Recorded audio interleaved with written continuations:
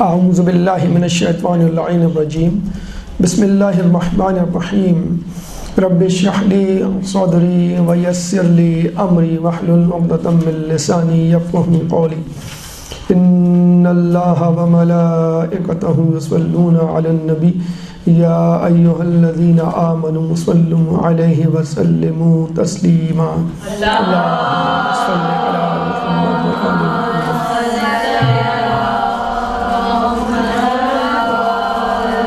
محمد۔ کسب معاش آج ہماری گفتگو کا موضوع ہے، یعنی اسلام میں روزی کمانے کی اہمیت، اس کے فوائد، نہ کمانے کے نقصانات، حرام روزی، مشتبہ روزی کے اثرات، اور اس کے بعد ہماری ذمہ داری کہ اس حوالے سے ہمیں کیا کرنا چاہیے۔ موضوع تو ویسے مردوں کے حوالے سے کیونکہ وہ مکلف ہے، کفیل ہے، لیکن چونکہ خواتین بھی آج کل میدان عمل میں سرگرم ہیں تو وہ بھی اس سے فائدہ اٹھا سکتی ہیں۔ گفتگو ہماری چند مراحل پر مشتمل ہوگی۔ پہلا مرحلہ مقدمات، کہ جس سے آپ کو اس موضوع کی اہمیت کو سمجھنے میں آسانی ہوگی۔ دوسرا مرحلہ ہے منقولات، یعنی نقل شدہ مواد، جو کہ آیات قرآنی کی صورت میں بھی ہو سکتا ہے، روایت معصومین کی صورت میں بھی، اور حکایات، یعنی واقعات جن کی روشنی میں ہم اس موضوع یعنی کسب معاش، روزی کمانے کے حوالے سے اس کی اہمیت، فائدے، نقصان اور اثرات کو سمجھ سکتے ہیں۔ تیسرا مرحلہ معقولات، یعنی عقل کیا کہتی ہے اس حوالے سے، اور دنیا میں کسب معاش کے حوالے سے اقوام کا کیا رویہ ہے، کیا ایٹیچیوڈ ہے، اور اس کا نتیجہ کیا ہے، ہمارا کیا کنٹریبیوشن ہے اس عالمی یا مقامی طور پر معاش کے حوالے سے اپنی حصہ داری میں، اور آخر میں حاصلات، یعنی بحیثیت فرد، بحیثیت مومن ہماری کیا ذمہ داری ہے کہ اب ہم اپنی حکمت عملی کو کس طرح ترتیب دیں کہ ہم کسب معاش میں اپنا حصہ ڈال سکیں یا رزق حلال کما سکیں۔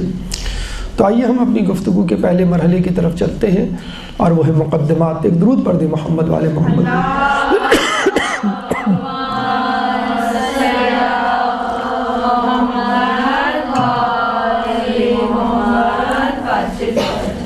اللہ تعالیٰ سورہ حدید آیت نمبر 27، سورہ حدید قرآن کا 57واں سورہ ہے، چیپٹر 57 ورس نمبر 27، وَرُهْبَانِيَّةً ابْتَدَعُوهَا مَا كَتَبْنَاهَا عَلَيْهِمْ، کہ رہبانیت تو ان کی اپنی خود ساختہ ایجاد تھی، مَا كَتَبْنَاهَا عَلَيْهِمْ، ہم نے اس کو ان پر فرض نہیں کیا تھا۔ کتبہ یعنی لکھ دینا یا حکم صادر کرنا، ہم نے اس کو ان پر واجب نہیں کیا تھا۔ إِلَّا ابْتِغَاءَ رِضْوَانِ اللَّهِ، انہوں نے اس کو اس لیے اختیار کیا کہ اللہ کو راضی کر سکیں۔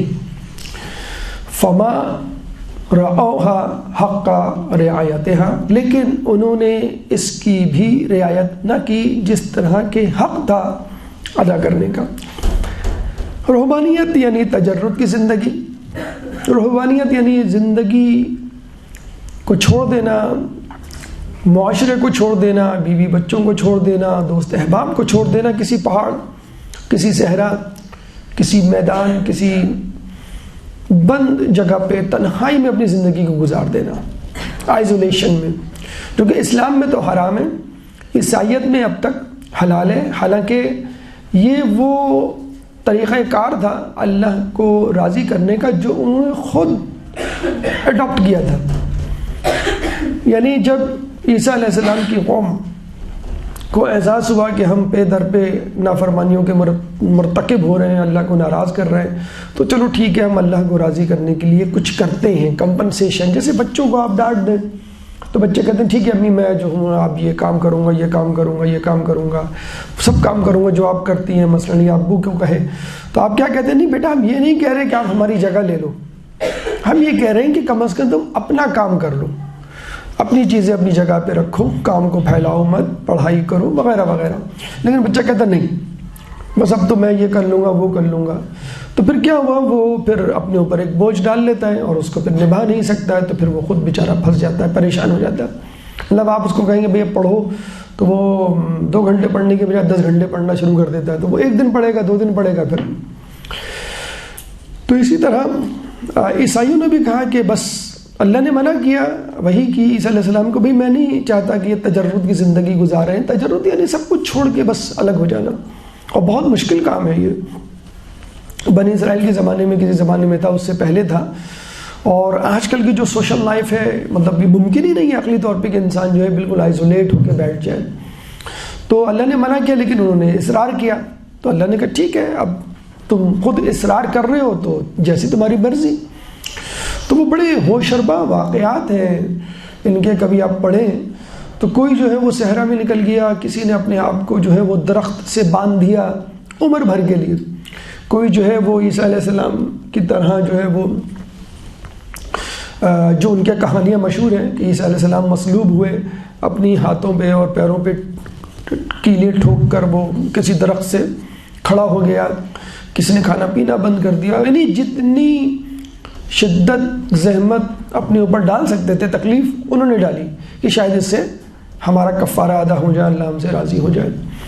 تو بلکہ اگر آپ تھوڑا سا اس کی ہسٹری میں جائیں تو آپ کو معلوم ہوگا کہ جب یہ کونے کونے پہ پھیلے، تنہا ہوئے، تو آپ کو معلوم ہے انسان جب تنہا ہوتا ہے تو سائیکولوجیکل ڈس آرڈر کا شکار ہو جاتا ہے.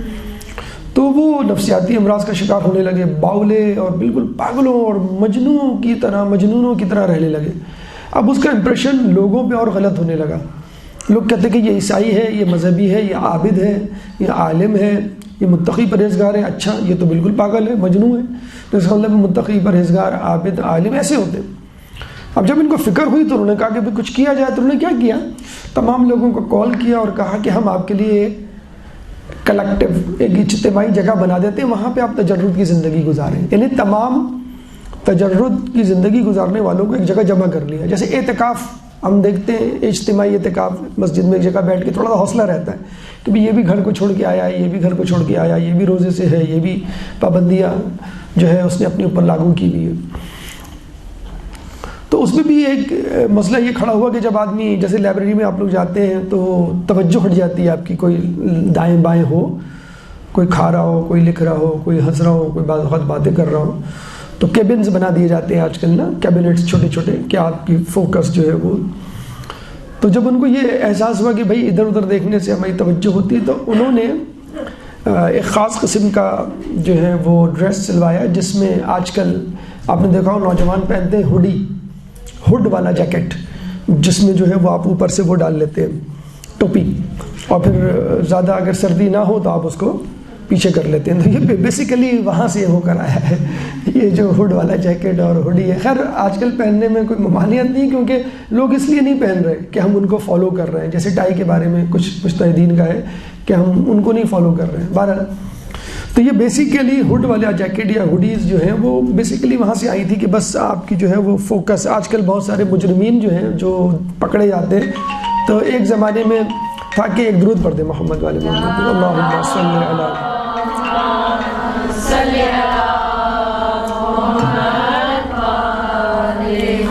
تو آپ اکیلے بھی رہنا چاہیں تو موبائل آپ کو اکیلے نہیں رہنے دے سکتا، اس کی گھنٹیاں جو ہے وہ مسلسل بجیں گی. تو جسے کہتے ہیں کہ اپنے آپ کو آئسولیٹ کرنے کے لیے انہوں نے ایک نیا ایک وہ بنا لیا. بہرحال لیکن وہ حق نہیں ادا کر سکے. واقعی بہت مشکل کام تھا جو انہوں نے زبردستی اپنے ذمے لیا تھا. بالکل ایسے ہی ہے 5ویں کلاس کا ایک اسٹوڈنٹ فیل ہو جائے ایگزام میں، اس کو ڈانٹ پڑے، وہ کہے گا ٹھیک ہے میں کلاس 6 کا بھی ایگزام دوں گا. تو یہ ایک زبردستی کی پریشانی ہے، زحمت ہے اپنے اوپر ڈالنا. تو اللہ تعالیٰ نے فوراً کہہ دیا فما رعوها حق رعایتها کہ انہوں نے اس کا حق نہیں دی کہ ادا کیا جیسے ادا کرنا چاہیے تھا. اللہ کو معلوم ہے کتنا آپ جو ہے سہ سکتے ہیں. لا یکلف اللہ نفسا الا وسعها، اللہ تعالیٰ تو خود کسی پہ اس کی استطاعت سے زیادہ بوجھ نہیں ڈالتا آزمائش امتحان. تو لیکن پھر بھی وہ باز نہیں آئے چلتے رہے. آج بھی عیسائی دنیا کا یہ حال ہے اور اسی تجرد کی زندگی نے ان کے مذہب کو کھوکھلا بنا دیا ہے. تو اب ہوا کیا فیصلہ جسے کہتے ہیں وہ یہ ہوا کہ بھائی جو یہ کر سکتے ہیں وہ کریں, جو یہ نہیں کر سکتے وہ نہ کریں.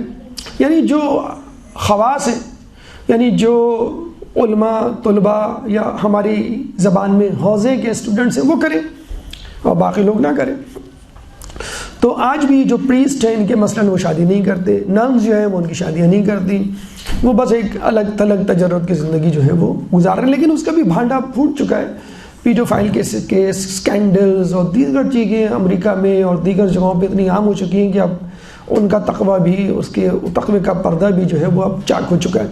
دوسری طرف جو عوام ہے اس نے کہا کہ ارے اس طرح کی زندگی یہ تو ہم نہیں گزار سکتے, ہم تو ایسے نہیں بن سکتے. تو ان کو کہا کہ ٹھیک ہے آپ ایسا کریں, جتنے گناہ کرنے کریں, آپ ہفتے کے دن آ جایا کریں اور کنفیشن ایک لفظ استعمال کرتے ہیں وہ کہ وہاں آ کر بتا دیا کریں میں نے یہ گناہ کیا, اتنے پیسے دیا کریں اور چلے جایا کریں. تو ایک روٹین بن گیا. اب تو خیر یہ اکاؤنٹ میں ٹرانسفر ہو جاتی ہے آپ کی نیٹ بینکنگ کے تھرو, تو وہ جانے کی بھی ضرورت نہیں ہے اور کنفیسڈ لکھ کے ریگریٹڈ لکھ کے وہ SMS کر دیتے ہوں گے بہرحال. تو وہاں پہ اب ایکسٹریمز ہیں دو. ایک وہ ایکسٹریم ہے جو تجرد کی زندگی گزار رہی ہے, شادی نہیں کر رہی, آئزولیٹ ہے. ایک وہ جو ہے بالکل مادر پدر آزاد ہے, وہ تو کہتے ہیں ہم بھی نہیں شادی کر رہے ہیں ان کی طرح, لیکن بس دونوں میں تھوڑا سا فرق ہے. تو اسلام میں ایسا نہیں ہے. اسلام بلکہ امت وسطیٰ متوسطہ کہا گیا ہے, امت وسط کہا گیا ہے, اور رسول اللہ نے پوری زندگی اسی اعتدال پسندی کا ثبوت دیا ہے.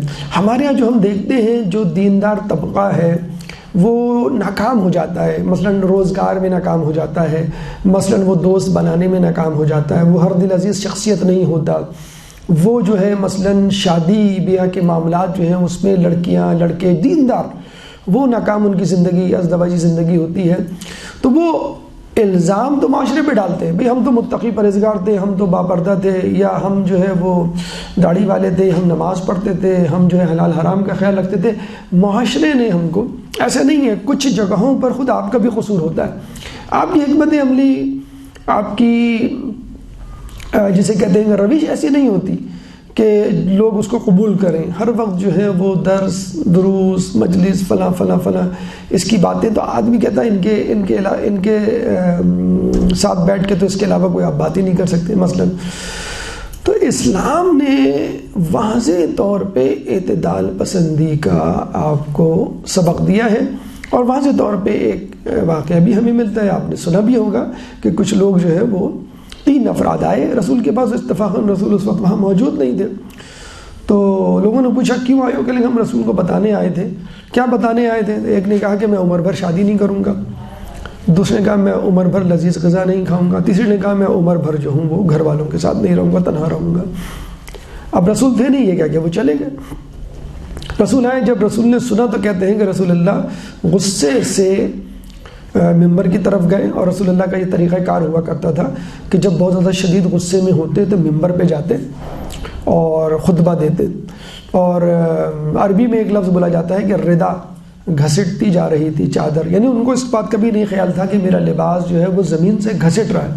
تو وہ غصے میں جا کے انہوں نے خطبہ دیا, جو مختصراً اس کا مفہوم یہ تھا کہ کچھ لوگ آئے تھے جنہوں نے اس طرح کہا کہ میں شادی نہیں کروں گا, میں لذیذ غذا نہیں کھاؤں گا, میں گھر والوں کے ساتھ معاشرے کے ساتھ نہیں رہوں گا, کہیں نکل جاؤں گا, تو سن لوگوں کو میں نکاح بھی کرتا ہوں, میں لذیذ غذائیں بھی کھاتا ہوں, میں لوگوں کے ساتھ بھی رہتا ہوں, اور جو ایسا نہ کرے وہ مجھ میں سے نہیں ہے. حتیٰ کہ نکاح کے لیے تو کہا گیا ہے النکاح سنتی فمن رغب عن سنتی فلیس منی, کہ نکاح میری سنت ہے, جس نے اس سے روح گردانی کی, یہ حدیث آپ نکاح کے خطبے میں اکثر سنتے ہوں گے, وہ مجھ میں سے نہیں, وہ ہم میں سے نہیں.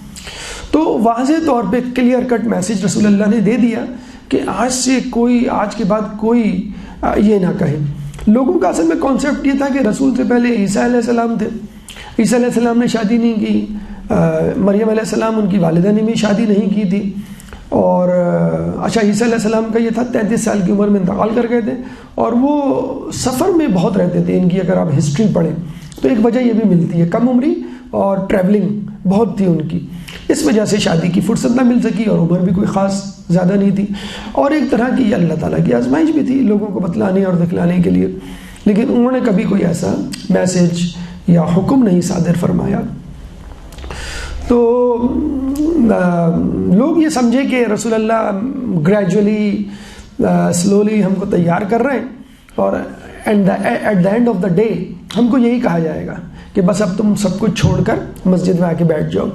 تو لوگ جسے کہتے ہیں نا کہ وہ جمپ کرنے کی کوشش کرتے ہیں اور اپنے لیڈر سے آگے نکلنے کی کوشش کرتے ہیں، کہ کچھ لوگوں نے کہا چلو ہم پہلے سے اس مقام پر پہنچ جاتے ہیں.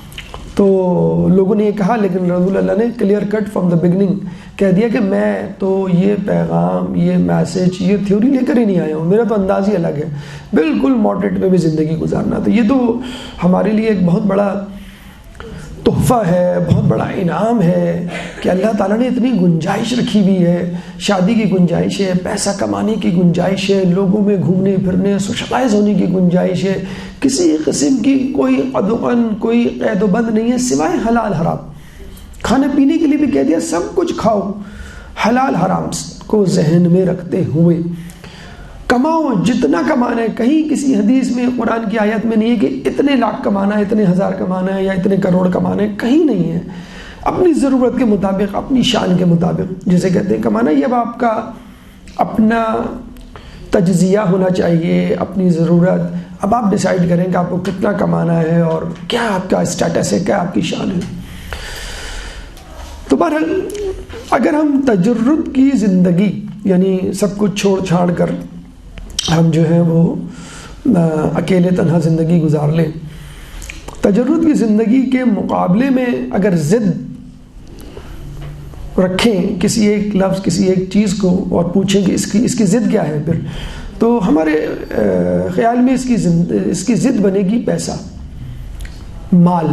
کیونکہ تجرد کی زندگی کا مطلب ہے آپ نے دنیا کو چھوڑ دیا، اور پیسے کا مطلب ہے آپ نے دنیا کو خریدنا شروع کیا. جتنا زیادہ پیسہ ہوگا اتنا زیادہ آپ دنیا کو خریدتے چلے جائیں گے، اتنا زیادہ آپ دنیا میں انوالو ہوتے چلے جائیں گے. تو بس یہاں سے لوگوں میں ایک تھوڑا سا مسکنسیپٹ پیدا ہوتا ہے کہ اگر ہم نے پیسہ ہاتھ میں لیا تو بس ہم جو ہے وہ دنیا کی طرف ہو جائیں گے. اور دنیا کی تو بڑی لعنت ملامت کی گئی ہے، دنیا کے بارے میں تو بہت برا بھلا کہا گیا ہے، دنیا کو جو ہے قید خانہ کہا گیا ہے، دنیا کو جو ہے وہ کہا گیا ہے کہ جیسے جزامی کے ہاتھ میں سور کی ہڈی وغیرہ وغیرہ.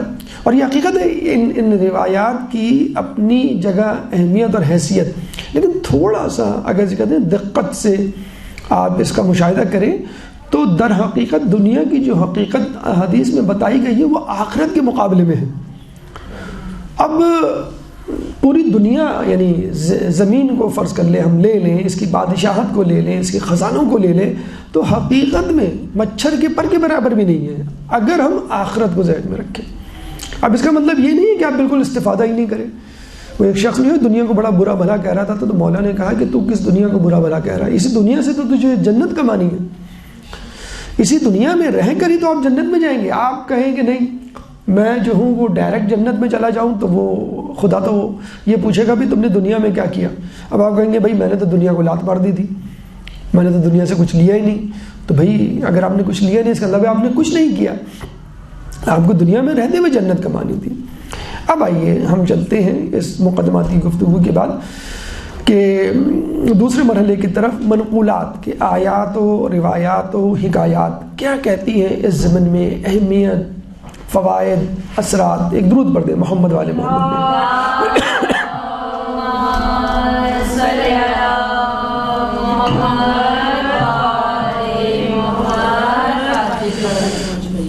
ایک آیت تو آپ نے مقدمے میں سن لی، سورہ حدید آیت نمبر 27.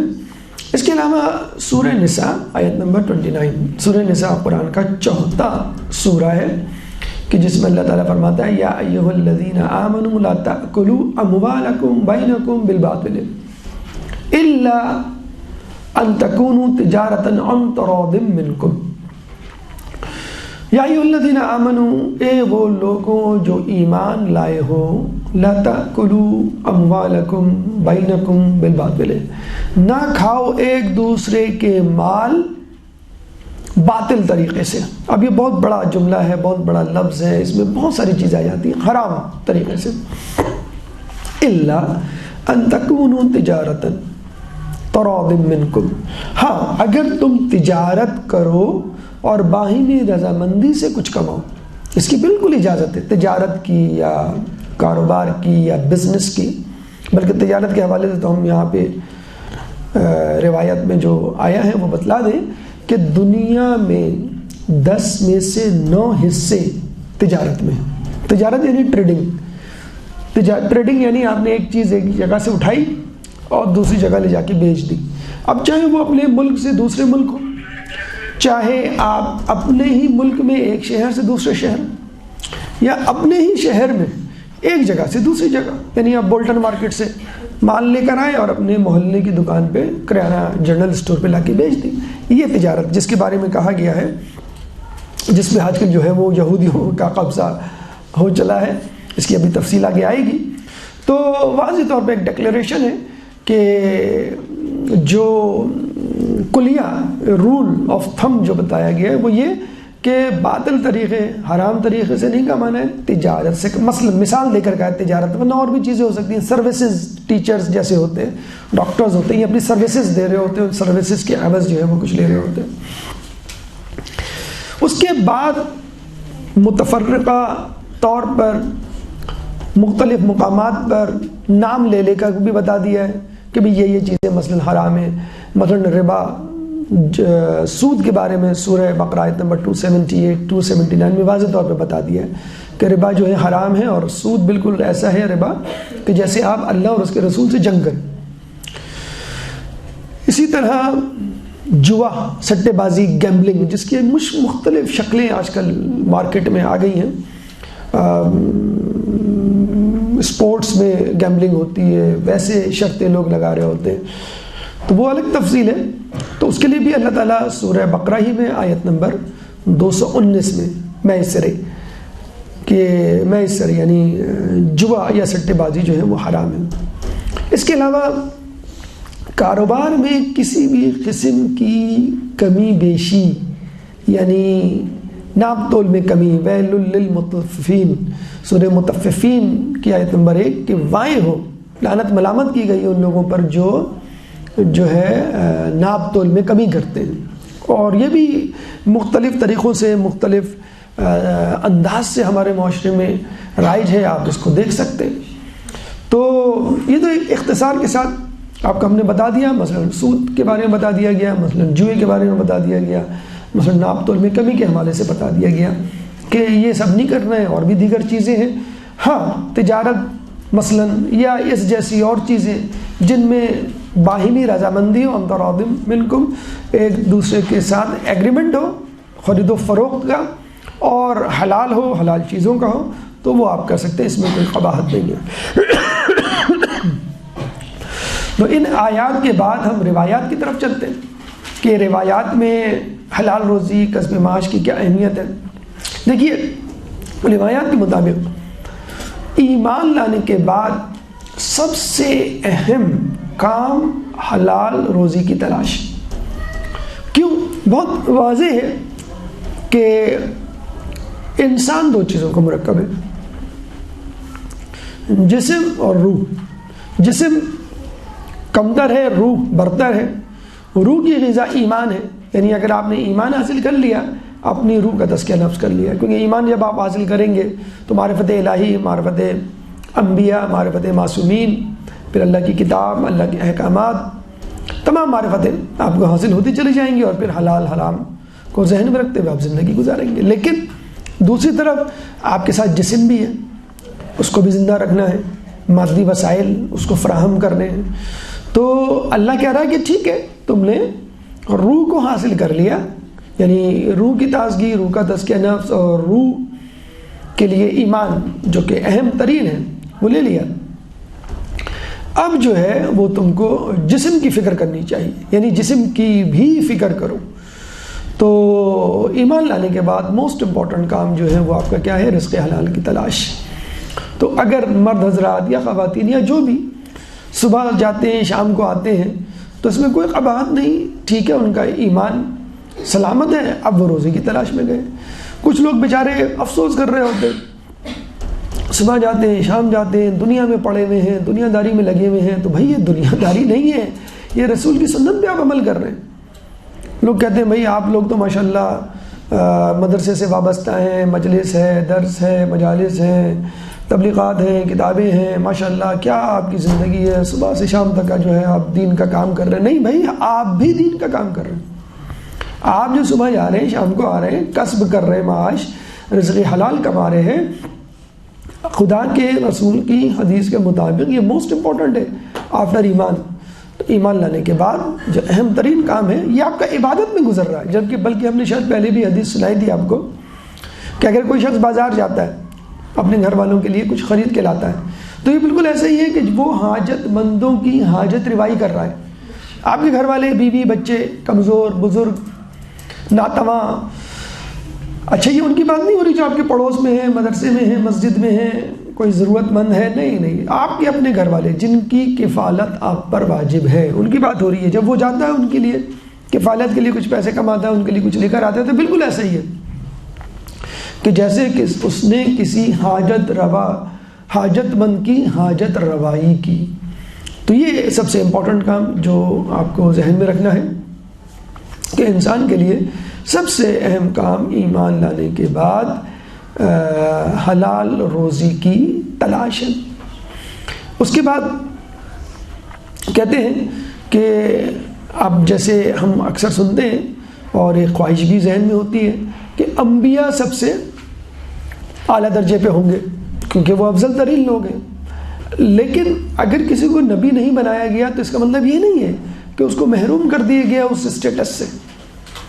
اسٹیٹس کا مطلب ریوارڈ، وہ اجر جو نبی کو ملے گا کیا آپ کو نہیں مل سکتا؟ یا اس کا پڑوس، جیسے کہ ہم نے اس سے پہلے کی درس نشست میں آپ سے گفتگو کی تھی، ماں کی خدمت ہے مثلا، یا عبادت کرنے والا وہ شخص جو کہ ماں کے احترام میں 40 سال تک عبادت کر رہا تھا کہ غلطی ہو گئی تھی اور وہ غلطی نہیں تھی اور اس کی تلافی کے لیے مغفرت کے لیے۔ تو بہت سارے ایسے کام طریقے ہیں جس سے آپ انبیاء کے درجے پر، تو احادیث کے مطابق ایماندار تاجر انبیاء کے ساتھ محشور ہوگا۔ انبیاء کے ساتھ محشور ہونے کا مطلب ہے اس کا سٹیٹس انبیاء کے ساتھ ہوگا، انبیاء جیسا پروٹوکول دیا جائے گا، انبیاء جیسا ریوارڈ دیا جائے گا۔ کیوں؟ اللہ تعالیٰ نے کہ حالانکہ ہمارے یہاں تو جو کاروباری طبقہ ہے اس کو تو بہت زیادہ لعنت ملامت کی جاتی ہے کہ بھئی یہ دنیا میں پڑے ہوئے ہیں، یہ تو بس جہنمی ہیں، ان کو تو ہوش نہیں ہے۔ وہ ایک الگ بات ہے کہ انسان جو ہے وہ کاروباری مصروفیات میں اپنی نمازوں کو خطا کر ڈالے۔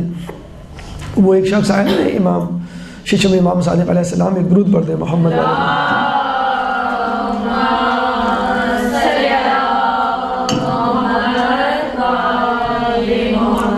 کہ میں فلاں کام کرنا چاہتا ہوں، امام نے منع کر دیا۔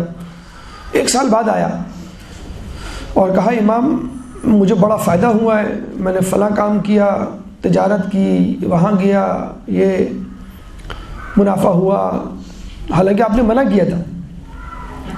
تو امام نے کہا کہ یہ بتا کہ تو فلاں دن فلاں مقام پر تھا اور تجارت میں مصروف تھا، خرید و فروخت میں مشغول تھا، تیری ظہر کی نماز قضا ہو گئی تھی اسی مصروفیت میں اور تجھے پتہ نہیں چلا۔ اس نے کہا ہاں یہ تو ہوا تھا، کہنے بس اسی ظہر کی نماز کی قضا ہونے کے خدشے کے پیش نظر میں نے تجھے یہ کام کرنے سے منع کیا تھا۔ اب بتائیں پورے سال ایک ظہر کی نماز قضا ہونے کے خدشے کے پیش نظر امام نے منع کیا تھا اس کو۔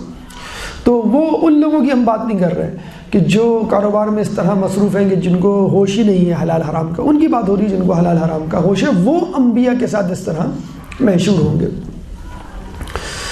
اچھا ایک اور بات کہ کہتے ہیں کہ جو تاجر یا جو شخص اپنے رزق کے لیے حلال رزق کے لیے گھر سے نکلتا ہے، فرشتے اس کے گھر پلٹنے تک اس کے لیے دعا کرتے ہیں۔ فرشتوں کی دعا ہوتی ہے کن کے لیے؟ ایماندار تاجروں، ایماندار کسب معاش کے طریقے حاصل کرنے والوں کے لیے۔ اور اگر کوئی حرام طریقے سے چیز کماتا ہے تو فرشتے اس پر دن بھر لعنت کرتے ہیں۔ تو یہ ہے۔ اچھا، پھر دوسری طرف ایک حرام لقمہ اگر پیٹ میں چلا جائے 40 دن تک انسان کی دعا قبول نہیں ہوتی۔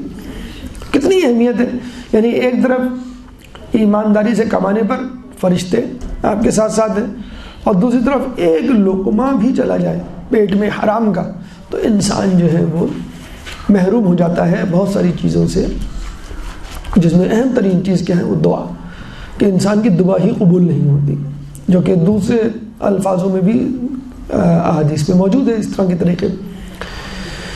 اچھا، اب آئیے اس طرف کہ اہمیت کیا ہے۔ ایک انسان کما رہا ہے اور دوسرا انسان نہیں کما رہا، لیکن جو کما رہا ہے وہ بس واجبات پہ عمل کرتا ہے اور کمائی میں مصروف ہے، جو نہیں کما رہا وہ بہت بڑا متقی پرہیزگار ہے، عبادت میں اتنا مشغول ہے، اس کو اس پر ٹائم نہیں ہے۔ اب ان کا کمپیریزن دیکھ لیں، رسول اور ائمہ کی نگاہ میں کیا کمپیریزن ہے۔ دیکھیے، اب یہ تھوڑا سا حکایات کا سلسلہ کہ کچھ واقعات آپ کے سامنے پیش کر کے یہ ثابت کیا جائے گا کہ کیا اہمیت کسب معاش کی، اور اگر حرام یا مشکوک لقمہ چلا جائے تو اس کے کیا اثرات۔ ایک درود پڑھ دیں محمد والے محمد پہ۔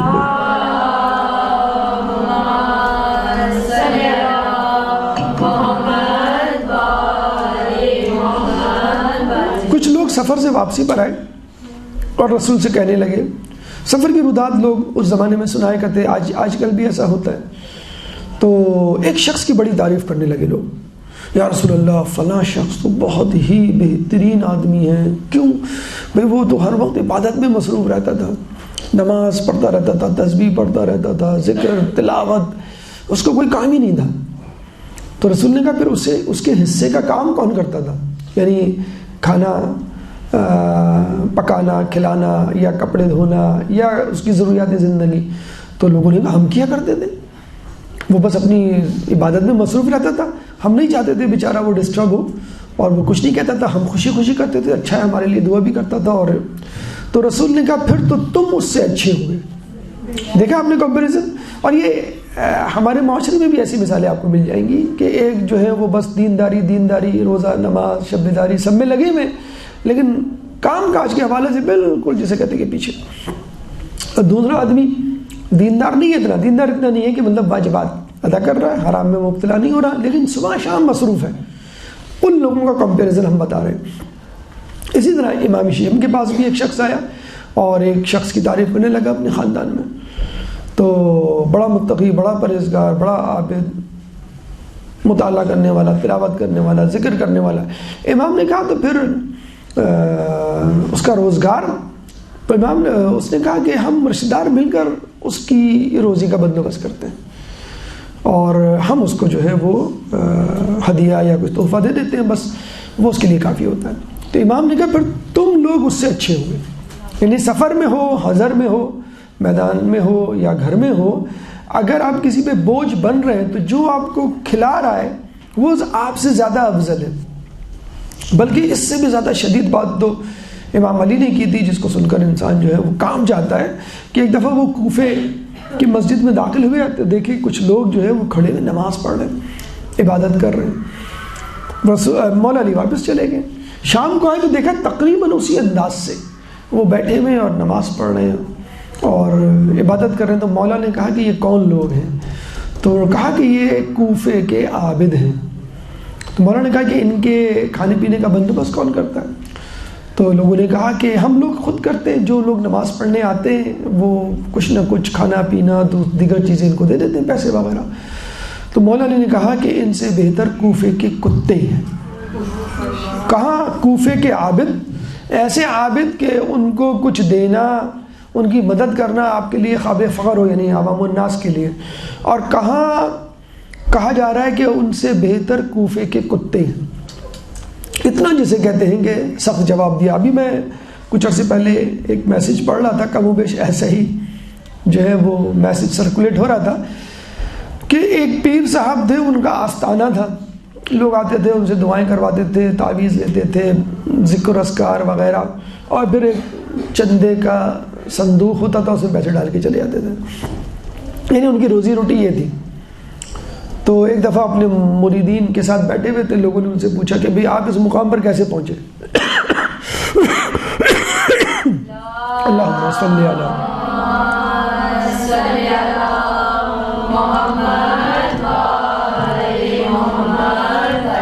آپ اس مقام پر کیسے پہنچے؟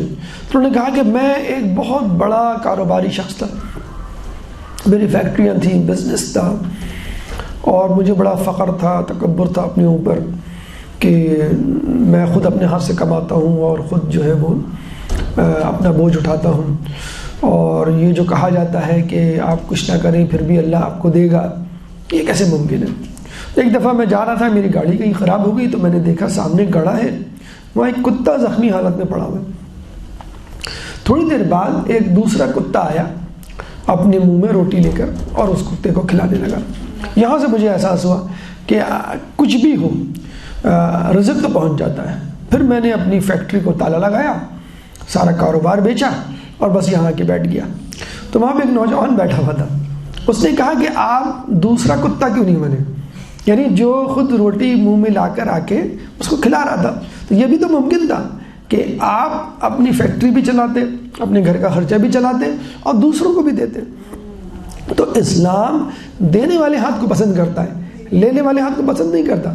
نہ اسلام یہ کہتا ہے کہ نہیں بھائی اب جو بھی آئے اس کو نہیں دینا کیونکہ مانگنا غلط ہے۔ ٹھیک ہے، پیشہ ورانہ طور پہ مانگنا غلط ہے، لیکن اگر پیشہ ورانہ گداگر اور یا ان لوگوں کے لیے بھی کہا گیا ہے کہ اگر کوئی اپنی عزت ملیا میٹ کر کے آپ سے کچھ مانگتا ہے تو کم از کم آپ خود اپنی عزت نہ خراب کریں، اگر دے سکتے ہیں۔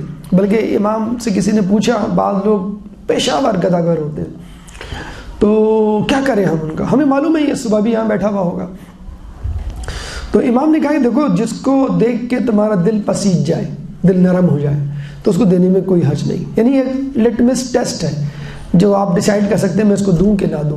بہرحال کہنے کا مقصد یہ ہے ٹھیک ہے اللہ دے گا۔ آپ مولا علی سے کسی نے پوچھا کہ اگر میں کھڑکی دروازے بند کر کے بیٹھ جاؤں تو میرا رزق کہاں سے آئے گا؟ تو مولا نے کہا تیرا رزق وہاں سے آئے گا جہاں سے تیری موت آئے گی۔ دروازے کھڑکی بند کرنے کے باوجود موت کا فرشتہ آئے گا، دروازہ کھڑکی بند ہونے کے باوجود بھی آپ کو مل جائے گا رزق۔ لیکن مسئلہ پھر وہی ہے کہ کیا وہ رزق جس میں آپ خود کمائیں اور دوسروں کو دیں بہتر ہے، یا وہ کہ جس میں آپ دوسروں کے محتاج ہوں؟ مل تو ویسے بھی جائے گا۔ کہتے ہیں نا کہ رزق دو طرح سے ہوتے ہیں، ایک وہ رزق جس کو تم تلاش کرتے ہو اور ایک وہ رزق جو تم کو تلاش کرتا ہے۔ ایک تھوڑا سا مسکنسیپٹ ہمارے لوگوں میں ہے کہ بھئی جب رزق مل جائے گا تو ہم اتنی بھاگ دوڑ کیوں کریں؟ تو کہنے کا مقصد یہ ہے کہ ٹھیک ہے جتنا رزق لکھا ہوا ہے ہو سکتا ہے وہ سروائیول کے لیے لکھا ہوا آپ کی، لیکن کیا صرف 2 روٹیاں ہی آپ کو چاہیے؟ آپ کو کیا بجلی کا بل نہیں دینا ہے؟ آپ کو گیس کا بل نہیں دینا ہے؟ آپ کو گھر کا کرایہ نہیں دینا ہے؟ ایک زمانے میں تھا کہ یہ سب چیزیں نہیں ہوتی تھی، لیکن اب چیزیں اب یہ ہیں موجود۔ اب آپ کہیں بھائی 2 روٹی ہے یا رزق جو ہے ہو سکتا ہے سسٹیننس، سروائیول یا بقا یا زندگی کی ڈور باقی رہے سانس کی جسے کہتے ہیں روانی، اس کو برقرار رکھنے کے لیے ہو، باقی چیزیں آپ کو خود کرنی ہو۔ اور اس میں کوئی قباحت اور کوئی برائی نہیں اگر آپ کہیں کہ میرے پاس کچھ اچھا ہو، اچھا موبائل، اچھے کپڑے، اچھا فرنیچر، اچھی گاڑی، اچھے گھر، اچھے کمرے، کارپیٹ، مطلب اس میں کوئی ایسی قباحت نہیں، بلکہ خود جو ہے رسول سے کسی نے آگے پوچھا کہ انسان چاہتا ہے اس کا تسمہ، جوتا، کپڑے اچھے ہوں، رسول نے کہا اس میں کوئی قباحت نہیں۔ بلکہ ایک بزرگ سے کسی نے پوچھا کہ کیا دنیا کی محبت اپنے دل میں رکھنا برا ہے؟ تو بزرگ نے کہا قطعی نہیں، بشرط یہ کہ خدا کی محبت اس پر غالب رہے۔ یعنی آپ دنیا سے محبت کریں لیکن خدا، آدمی اپنی بیوی بچوں سے، شوہر سے، گھر والوں سے بھی تو محبت کرتا ہے، لیکن جب اللہ تعالیٰ آپ کو نماز کے لیے بلاتا ہے تو آپ سب کچھ چھوڑ دیتے ہیں۔ کیوں؟ اللہ بلا رہا ہے۔ اللہ تعالیٰ جب جہاد کے لیے بلاتا ہے تو مرد جو ہے تمام چیزیں چھوڑ کر، جب امام زمانہ عجل اللہ تعالیٰ فرجک اللہم صلی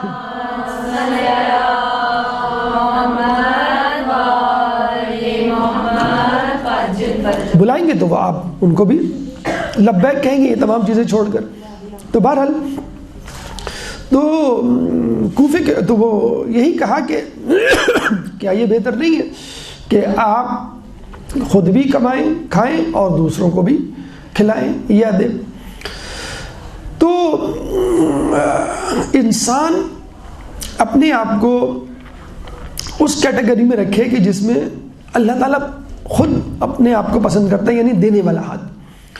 اب آئیے اس طرف کہ انسان اگر کمائے کھلائے تو اس میں اگر کوئی کمی بیشی ہو جائے تو پھر اس کا کیا معاملہ ہے؟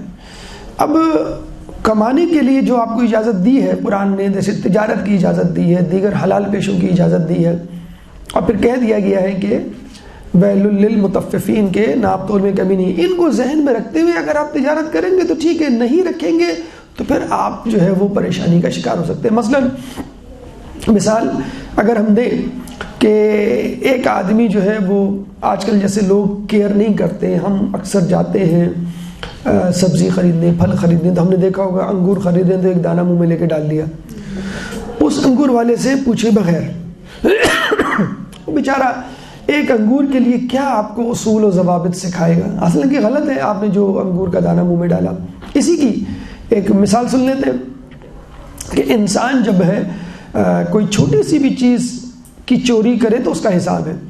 کہتے ہیں کہ ایک عورت جو ہے وہ اس نے اپنے بچے کو بہت دینداری کے ساتھ پالا پوسا، بڑا کیا، جوان کیا، پتہ چلا کہ اس کے بچے نے ایک دن چوری کر ڈالی۔ اس عورت کو پتہ چلا تو وہ بڑی پریشان ہوئی کہ یہ ہو ہی نہیں سکتا، میں نے تو اس کو بہت زیادہ جیسے کہتے ہیں کہ تقوی کی تعلیم دی، تعلیم و تربیت میں کوئی کمی بیشی نہیں کی۔ تو بزرگ سے جا کے پوچھا تو بزرگ نے کہا کہ تم نے کہیں نہ کہیں تو ڈنڈی ماری ہوگی، کوئی ایسی چیز کھلائی ہوگی یا کوئی بات کی ہوگی، تم غور کرو۔ تو اس کو یاد آیا کہ جب یہ گود میں تھا تو میں اس کو لے کے جا رہی تھی، آگے ایک انار والا تھا، تو میں نے سوئی کی نوک سے اس انار والے کے انار میں وہ سوئی گھونپی، اور جب اس کو باہر نکالا تو اس میں انار کا رس، تو میں نے اس بچے کو پلا دیا۔ یعنی وہ شاید وہ قطرہ بھر انار بھی نہیں تھا، انار کا رس بھی نہیں تھا۔ تو بزرگ نے کہا کہ بس وہ جو چوری کے انار کا رس تم نے جو بچپن میں اس کو پلایا تھا، یہ اس کا اثر۔ تو بڑا افسوس ہوتا ہے، وہ ابھی ویڈیو بھی سرکولیٹ کر رہی ہے، کسی کو پکڑا گیا ہیروئن کی اس میں، اور پھر جو ہے اس کو چھوڑ دیا گیا، پھر اس کو کہا بھی جا رہا ہے کہ بھائی آپ کے بچے کے لیے نہیں، میری بچوں کی جو ہے کوئی فکر نہیں۔ تو ہمارے بچے جو ہم کہہ رہے ہیں کہ راہ راست پہ نہیں آ رہے، جو ان کو سمجھ بھی نہیں آ رہا ہے، وہ اسی حلال حرام روزی اور مشتبہ روزی کے ضمن میں پل رہے ہیں۔ اچھا، دوسری بات یہ ہے کہ ایک تو یہ حرام کا معاملہ ہو گیا، بسا اوقات تو آن دا اسپاٹ اللہ تعالیٰ آپ کو بتا دیتا ہے کہ یہ جو تم نے ڈنڈی ماری ہے، جو تم نے حرام کمایا ہے، یا تم نے جو ہے یہ غلط بیانی کی ہے، یہ تمہارے کسی کام کی نہیں۔ خود مولا علی کے حوالے سے حضرت میثم تمار کے کھجور کا واقعہ ہمیں ملتا ہے کہ مولا جو ہے وہ میثم تمار کے پاس بیٹھے باتیں کر رہے تھے، تو وہ چھوٹی سی دکان تھی، ٹھیلا تھا، کچھ بھی کہہ لیں آپ۔ نماز کا وقت ہوا تو میثم تمار نماز کے لیے جانے لگے، کہنے لگے مولا آپ ذرا دیکھتے رہیے گا، میں آتا ہوں۔ اب بتائیں اتنا بڑا شخص مولا کائنات خلیفہ وقت، وہ جو ہے وہ ٹھیلے پہ، چھاوڑی پہ، چھوٹی سی دکان پہ بیٹھا ہوا ہے۔ کچھ دیر کے بعد ایک شخص آیا، اس نے جو ہے وہ کھجوریں لیں اور پیسے دیے اور چلا گیا۔ اب میثم تمار آئے کچھ دیر کے بعد، مولا نے بتایا کہ بھائی یہ دھندا ہوا ہے، اتنی کھجوریں دی ہیں میں نے اور یہ پیسے۔ تو میثم تمار نے پیسے دیکھے درہم، تو کہا کہ یہ تو کھوٹے ہیں۔ تو مولا نے کہا کوئی بات نہیں، کھجوریں بھی کڑوی ہوں گی۔ کہتے ہیں بس وہ کچھ دیر کے بعد وہ شخص بھاگتا ہوا آیا اور غصے میں میثم تمار کو کہا کہ کیا تم کڑوی کھجوریں بیچ رہے ہو؟ تو میثم تمار نے اس کے سکے اس کو واپس کیے کہ تمہارے سکے بھی کھوٹے تھے۔ تو آن دا اسپاٹ اللہ تعالیٰ جسے کہتے ہیں نا، یہ جو ہمارے معاشرے میں آپ دیکھتے ہیں نا، تو وہی والا معاملہ ایزی کم اینڈ ایزی گو، کہ آپ حرام کما رہے ہیں اور بس وہ حرام آتے ہی چلا جاتا ہے۔ آپ کو بہت ساری ایسی مثالیں مل جائیں گی ایسے گھرانوں میں جو حرام کما رہے ہیں لیکن اس کے برکات نہیں ہوتے۔ کہتے ہیں نا کہ اللہ تعالیٰ سے کثرت نہیں، برکت کی دعا مانگو۔ یعنی کثرت تو ہے لیکن آپ دیکھیں لوگ رو رہے ہیں، جھگڑ رہے ہیں اور اس میں کوئی برکت نہیں ہے۔ ایک کم کما رہا ہے لیکن اس کے پاس اتنا ہے کہ سالوں سے اس کے پاس پیسے پڑے ہوئے، اس کو سمجھ بھی نہیں آ رہا میں کہاں انویسٹ کروں، کہاں ڈالوں، کس کو دوں، یعنی اتنی بچت ہے، بہت برکت ہے جسے کہتے ہیں. یہ ہے اصل چیز برکت. تو برکت جسے کہتے ہیں کہ وہ ختم ہو جاتی ہے. یا تو اللہ تعالیٰ آن دا اسپاٹ آپ کو سکھا دیتا ہے، بتلا دیتا ہے، یہ تو بہت اچھی بات ہے. اگر نہیں تو ٹھیک ہے، کچھ عرصے کے بعد وہ پھر گناہ اس کی سزا زیادہ سخت ملے گی. اور اگر زندگی میں نہیں تو کم از کم زندگی کے بعد آپ کو پکڑ لیا جائے گا. وہ کہتے ہیں کہ 2 افراد جا رہے تھے، آگے ایک لکڑہارا جا رہا تھا، تو ایک دوست نے اس لکڑہارے کی لکڑی میں سے ایک تنکا توڑ لیا، ٹوتھ پک جسے کہتے ہیں نا کہ دانتوں میں خلال کے لیے، اور خلال کرنے لگا. اس دوست کا انتقال ہو گیا. تقریباً 1 سال کے بعد اس دوست کو دوسرے دوست نے دیکھا، اور دیکھتے ہی فوراً پوچھا کہ اللہ تعالیٰ نے تمہارے ساتھ کیا سلوک کیا؟ تو اس دوست نے کہا کہ جو میں نے تنکا توڑا تھا اس کا آگ کا عذاب آج 1 سال کے بعد تک بھگت رہا ہوں. یعنی اس تنکے کے توڑنے کی سزا 1 سال تک اس کو برزخ کی آگ میں جلنا پڑا. اب یہ نہیں پتا کہ 1 سال تک کی آگ تھی کہ اس کے بعد بھی تھی. تو یہ جو ہم جسے کہتے ہیں نا کہ سب سے بڑا گناہ ہی وہی ہے جس کو صبح ہلکا سمجھ کے کیا جائے. ارے یہ تو معاف کر دے گا، یہ تو سب کر رہے ہیں، اور یہ تو کوئی ایسا مذاق نہیں ہے اس کو کرنے میں. کچھ ہوتے ہیں گناہ سوسائٹی میں بڑے کامن ہوتے ہیں، کچھ ہوتے ہیں وہ کامن نہیں ہوتے. تو جو کامن ہوتے ہیں ہم کہتے ہیں اس میں کیا ہے. تو ہمیں سوسائٹی کو اس کے معیار کو ذہن میں رکھتے ہوئے نہیں کرنا. بھائی سب کر رہے ہیں، موسیقی ہے، بے پردگی ہے، بہت سے ایسے گناہ ہیں کہ چل رہا ہے سب. تو یہ دیکھنا ہے کہ تم یہ نہ دیکھو کہ تم کتنا بڑا گناہ کر رہے ہو، یہ دیکھو کہ تم کس کی نافرمانی کر رہے ہو، کس کی عدالت میں جو ہے وہ کھڑے ہوئے ہو. تو انسان کو کرپشن کی، حرام کمائی کی اسی وقت سزا مل جاتی ہے، کچھ عرصے کے بعد مل جاتی ہے، یا کم از کم مرنے کے بعد. اچھا یہ تو عام طبقہ ہو گیا یا گنہگار طبقہ ہو گیا، کہہ لیجئے بے پرواہ لاپرواہ طبقہ ہو گیا. نیکوکاروں کے ساتھ کیا ہوتا ہے؟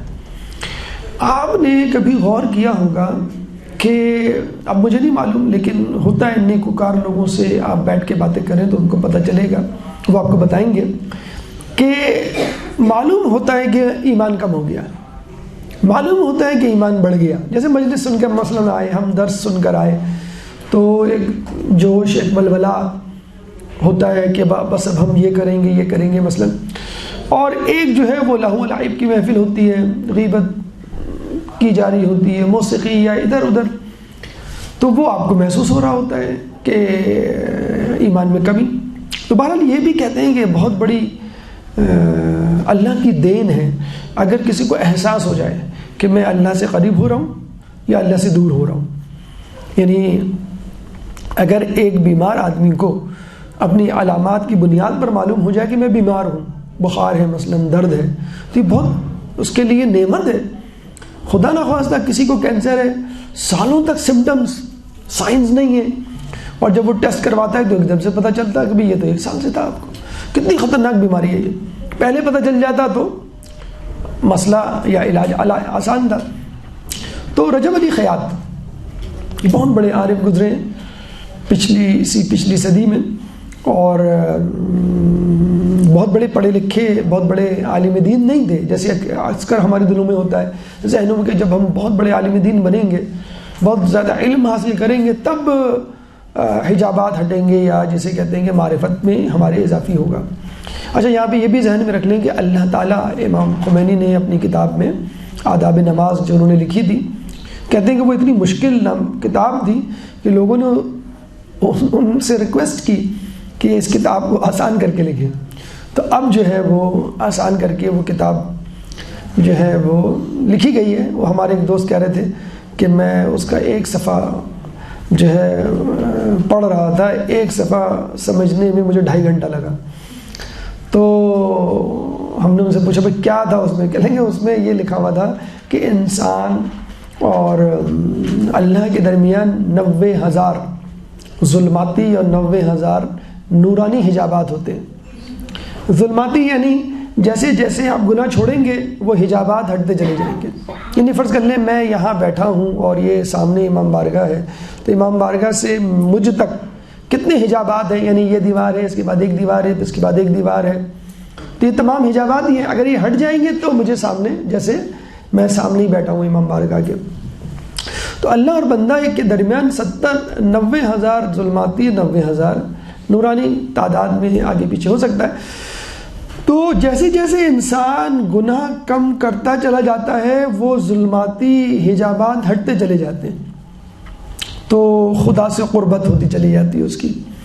اور جب وہ نیکیاں کرتا چلا جاتا ہے، یعنی نیکیوں میں پہلے واجبات کرے گا، پھر مستحبات کرے گا، پھر مستحبات میں بھی جو مباحات ہیں ان کو بھی وہ مستحب بنا ڈالے گا، حرام سے وہ بالکل ہی اجتناب کرے گا، مکروہ بھی نہیں کرنے کی کوشش کرے گا، مکروہ بھی نہیں کرے گا. اب یہ 5 مراحل کو اس نے بالکل اپنے اوپر واجب کر لیا. واجب کرنے کا مطلب ہے کہ واجب تو ہے واجب، مستحب کو بھی واجب اور مباح کو بھی واجب سمجھ کے کہ بھئی نیت میں تبدیلی کر کے اس کو مستحب بنا دیا. جیسے آپ کپڑے پہنتے ہیں، کھانا کھاتے ہیں، تو آپ یہ نیت کر کے کہہ رہے ہیں کہ بھئی اللہ تعالیٰ نے کہا ہے کہ ہم نے جو ہے وہ لباس کو زینت بنایا، یہ لباس اختیار کرو، کلو واشربو ولا تسرفو، کھاؤ پیو اسراف نہ کرو، وغیرہ وغیرہ.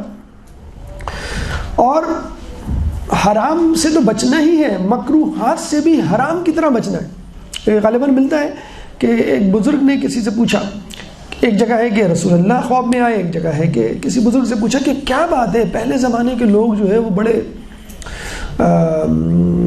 نیکوکار اور عارف ہوا کرتے تھے، اب نہیں ہوتے. تو انہوں نے کہا کہ پہلے زمانے کے لوگ یا تو حلال کو جانتے تھے یا حرام کو، یعنی ان کے نزدیک یا تو واجب تھا یا حرام، یعنی وہ مستحب کو بھی واجب سمجھ کے، مباح کو بھی واجب کی طرح نیت میں تبدیلی کر کے اس کو نیکی بنا کے کرتے تھے. اور مکروہ سے بھی اس طرح بچتے تھے جیسے وہ حرام ہو. اور اب جو ہے لوگ کہتے ہیں مکروہ ہی تو ہے، کیا وہ کر لو، یا مستحب ہے کوئی ضروری تھوڑی ہے نہ کرو.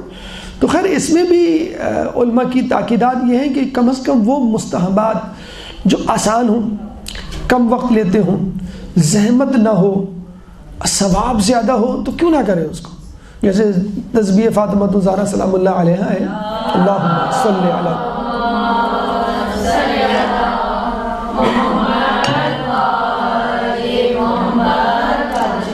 اس میں 1 منٹ بھی نہیں لگنا ہے تو کیوں نہ اس کو انجام دیں. تو یہ ذرا سا پر ذہن میں رکھیں. تو رجب علی خیاط کے بارے میں یہ ملتا ہے، اتنے بڑے عارف تھے کہ وہ جب کسی سے ملتے تھے تو بتا دیا کرتے تھے کہ تم نے کل شام کو فلاں جگہ یہ گناہ کیا ہے. یہ ائمہ کے زمانے کے، رسول کے زمانے کے نہیں، یہ ابھی پچھلی صدی کے زمانے کے، تم نے فلاں دن فلاں مقام پر یہ. کہتے ہیں کہ ایک دفعہ وہ اپنے گھر سے نکلے اور واپس آ گئے. کسی نے کہا کیا ہوا، آپ جس کام کے لیے گئے تھے وہ کام نہیں ہوا؟ کہنے لگے میں جہاں جہاں سے گزرا وہاں مجھے جانور نظر آئے. کہتے ہیں عارف لوگ جب کسی کو دیکھتے ہیں تو اس کا اصلی چہرہ اس کے سامنے، ان کے سامنے نمایاں ہو جاتا ہے. اگر وہ گناہ گار ہے تو اس کا چہرہ جو ہے وہ بد شکل اور جانور کی طرح اور مکروہ اور سیاہ نظر آئے گا. اور اگر کوئی نیکوکار ہے تو خوش شکل، اچھا خوبصورت نیکوکار، نورانی نظر آئے گا. تو وہ بتا رہے ہیں کہ میں گیا اور چوراہے سے واپس آ گیا، مجھے کوئی انسانی شکل کا نہیں ملا. یعنی اتنے بڑے، تو اب اتنے بڑے عارف ہوں. اچھا اس کے لیے پھر میں کہوں کہ علم کی اپنی اہمیت، حقیقت میں حلال حرام کا علم جو ہے اپنی جگہ مقدم ہے، لیکن جو لوگوں نے ذہنوں میں بٹھایا ہوا ہے کہ ہم بہت سارا علم حاصل کریں گے تب ہم اس مقام پہ پہنچیں گے. تھوڑا علم کا مطلب ہے کہ جس سے آپ کی زندگی میں کوئی رکھنا نہ پڑے، حلال حرام میں مبتلا نہ ہوں، بلکہ توضیح المسائل کی شروع کی مسائل میں، بلکہ مسائل سے بھی پہلے اس پہ لکھا ہوا ہے کہ انسان کے لیے ان مسائل کو جاننا ضروری ہے کہ جو اس کو روزمرہ کی زندگی میں پیش آتے ہیں. آپ یہ سیکھ لیں اور اس کے بعد جو باتیں ہیں حدیث میں، ممنوعات، مکروہات، اسی طرح واجبات اور محرمات قرآن میں، ان پہ ڈٹ جائیں. پھر آپ دیکھیے آپ کے اندر کتنی جلدی تبدیلی آئے گی. آپ کو پتہ، کم از کم اس بات کو تو اندازہ ہو جائے گا کہ میرے ایمان میں اضافہ ہو رہا ہے یا میرے ایمان میں کمی ہو رہی ہے. تو رجب علی خیاط کے دل میں یہ اللہ نے الہام کیا جسے کہتے ہیں، یا ان کے پاس جسے کہتے ہیں پتہ چل جاتا ہے. جیسے ہم دیکھ لیتے ہیں موبائل پہ کہ بھئی آج کا ٹیمپریچر کیا ہے، بھئی یہ ٹیمپریچر ہے، اچھا بھئی اسی حساب سے پھر ہم باہر نکلیں گے. تو انسان کو پتہ چل جاتا ہے اس کا ایمان کا ٹیمپریچر کیا ہے. تو رجب علی خیاط کو احساس ہوا یکدم کہ حجابات پڑ گئے. یعنی مجھے فرض کریں ابھی امام بارگاہ نظر آ رہی تھی، اب نظر نہیں آ رہی. حجابات آ گئے، دیواریں آ گئیں جس طرح عام لوگوں کے لیے آ جاتی ہیں. تو انہوں نے فوراً اللہ سے توسل کیا، اللہ سے جو ہے رابطہ کیا، اللہ سے دعا مانگی کہ اللہ یہ کیا معاملہ ہے، میرے اور تیرے درمیان اتنی دوری کیسے آ گئی. ہمیں تو خیر خیال بھی نہیں ہوتا غیبت کرنے. درود پڑھ دیں محمد والے محمد کو.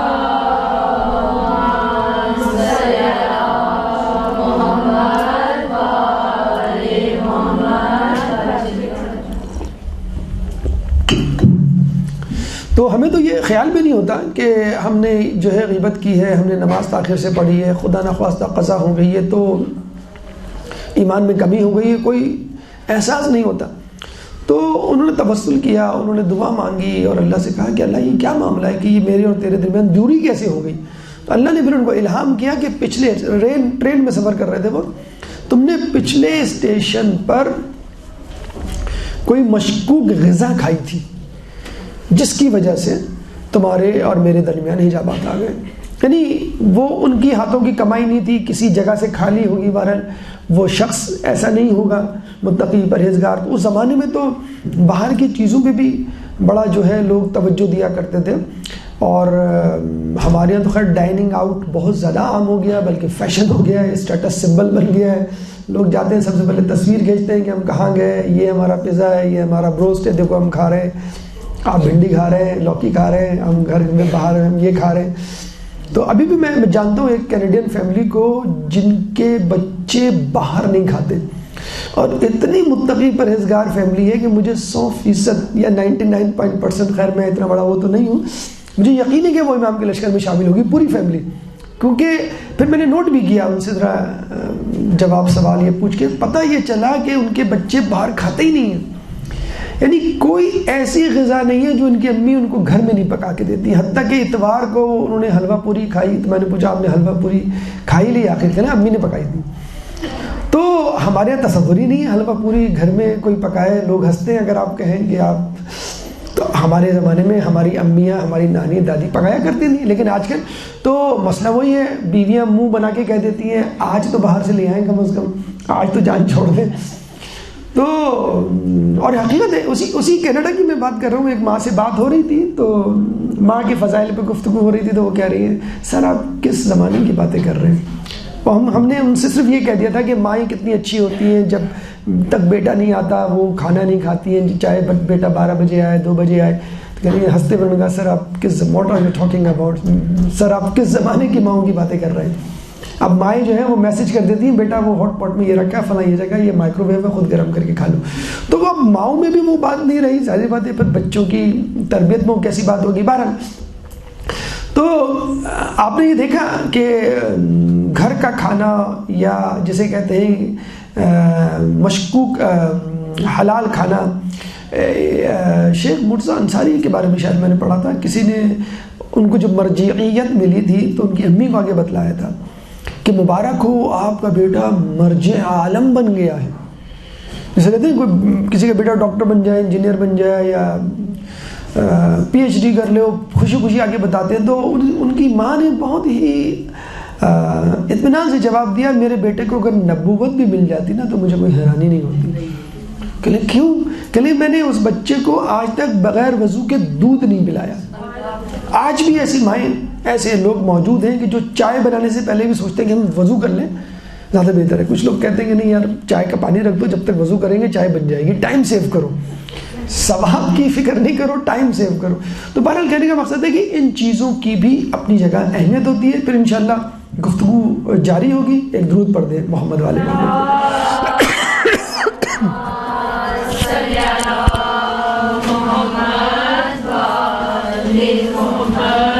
تو آپ نے دیکھا کہ انسان کو تاکید کی گئی ہے، مومنین کو تاکید کی گئی ہے کہ وہ روزی کمائے، لیکن روزی کمانے میں حلال حرام کا خیال رکھے. اور اگر نہیں رکھے گا تو پھر اس کے اثرات مرتب ہوں گے، فوری بھی ہو سکتے ہیں، تاخیر کے ساتھ بھی ہو سکتے ہیں، اس زندگی کے بعد بھی ہو سکتے ہیں۔ اور دیکھیں اس میں کسی قسم کی شرماہٹ اور جھجک کی ضرورت نہیں ہے، کیونکہ یہ وہ کام ہے کہ جو ہر نبی نے کیا ہے۔ مثلا اگر ہم غلہ بانی یا بکریوں کو چرانے والی ہم بات اگر کر لیں تو وہ ہر نبی نے کی ہے۔ عیسیٰ علیہ السلام کے بارے میں بھی ملتا ہے اور دیگر افراد کے بارے میں بھی ملتا ہے، خود رسول نے بھی کی ہے، تجارت بھی کی ہے۔ اسی طرح ہم داؤد علیہ السلام کے حوالے سے کہہ لیں کہ ان کے پاس حکومت تھی، لیکن زرہ بنایا کرتے تھے، ان کے ہاتھ میں اللہ نے ایک وہ دی تھی ٹیکنیک کہہ لیں یا معجزہ کہہ لیجئے کہ لوہا ان کے ہاتھ میں آ کے نرم ہو جاتا تھا، تو وہ اس سے زرہ مولڈ کر کے مختلف زرہ بنایا کرتے تھے۔ عیسیٰ علیہ السلام کے حوالے سے کتنی خوبصورت حکایت ہمیں ملتی ہے کہ عیسیٰ علیہ السلام کے حواری جب ان کے ساتھ چلے تو وہ ایسی جگہ پہ پہنچے جہاں پہ کوئی آبادی نہیں تھی، کھانے پینے کا بندوبست نہیں تھا، تو اللہ تعالیٰ نے ان کے لیے بندوبست کر دیا کسی طرح کھانے پینے کا، تو جس طرح موسیٰ علیہ السلام کی قوم کے لیے کیا تھا۔ تو عیسیٰ علیہ السلام کے جو افراد تھے، اصحاب تھے، ان کے دل میں ایک بات پیدا ہوئی اور عیسیٰ علیہ السلام سے انہوں نے پوچھا کیا ہم سے بھی کوئی بہتر قوم ہے جو اس روئے زمین پر ہو، کیونکہ ہمارے لیے تو اللہ تعالیٰ نے آسمان سے غذا کا بندوبست کیا۔ تو عیسیٰ علیہ السلام نے کہا کہ ہاں وہ لوگ تم سے بہتر ہیں جو اپنے ہاتھ سے کماتے ہیں۔ تب آپ دیکھیے ہمارے اور آپ کے گھر میں اگر منو سلوا اتر جائے یا کوئی بندوبست ہو جائے جنت کے خوان کا، تو ہم سے افضل شخص کوئی نہیں ہوگا اس دنیا میں، لیکن کون ہے افضل اس سے بھی جو اپنے ہاتھوں سے کما رہا ہو، جس کی ہمارے اور آپ کے درمیان کوئی اہمیت نہیں ہے۔ تو کہتے ہیں کہ انہوں نے پھر ہاتھ سے کمانے کا پیشہ یعنی دھوبی گھاٹ کھولا، ڈرائی کلینر کی دکان جسے کہتے ہیں، اور وہ اتنے صاف ستھرے کپڑے دھویا کرتے تھے کہ ان کا نام حواری پڑ گیا۔ حور سے نکلا ہے، حور کا مطلب ہوتا ہے سفید، بالکل جسے کہتے ہیں وائٹ، جس طرح جیٹ بلیک کہا جاتا ہے، اسی طرح بالکل جو وائٹ ہوتی ہے رنگت اس کو ہم کہتے ہیں حور۔ خوبصورت آنکھ کی ایک پہچان یہ بھی ہوتی ہے کہ جو سفیدی ہے وہ بہت زیادہ سفید ہو اور جو پتلی ہے وہ بہت زیادہ سیاہ ہو، تو اس کو بھی اس آنکھ کو بھی حور کہتے ہیں۔ تو بہرحال وہ اتنے صاف کپڑے دھوتے تھے کہ ان کا نام بھی حواری پڑ گیا۔ تو اب آپ یہاں سے اندازہ لگا لیجئے، جو لوگ شرماتے ہیں اور کہتے ہیں بھئی یہ تو چھوٹے موٹے کام ہیں، یہ ہم کیوں کریں، تو خود رسول اللہ نے یہ کام کیا، انبیاء نے یہ کام کیا، خود مولا علی کے لیے ہم حکایتیں روایتیں دیکھتے ہیں کہ کس طرح وہ یہودی کے باغ میں پانی دے رہے ہیں۔ اس زمانے کی بات ہے کہ جب اسلام اپنا غلبہ پا چکا تھا، یعنی بڑے آرام سے وہ پرتعیش زندگی گزار کرتے تھے، لیکن یہودی کے باغ کو پانی دے رہے ہیں۔ پانچویں امام، امام محمد باقر علیہ السلام، اللہم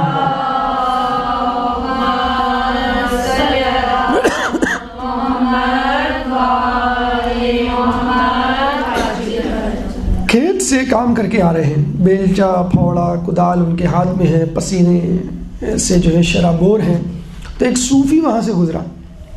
اس زمانے میں تصوف جو ہے بہت آگے چلا گیا تھا، پانچویں اور چھٹے امام کے زمانے میں۔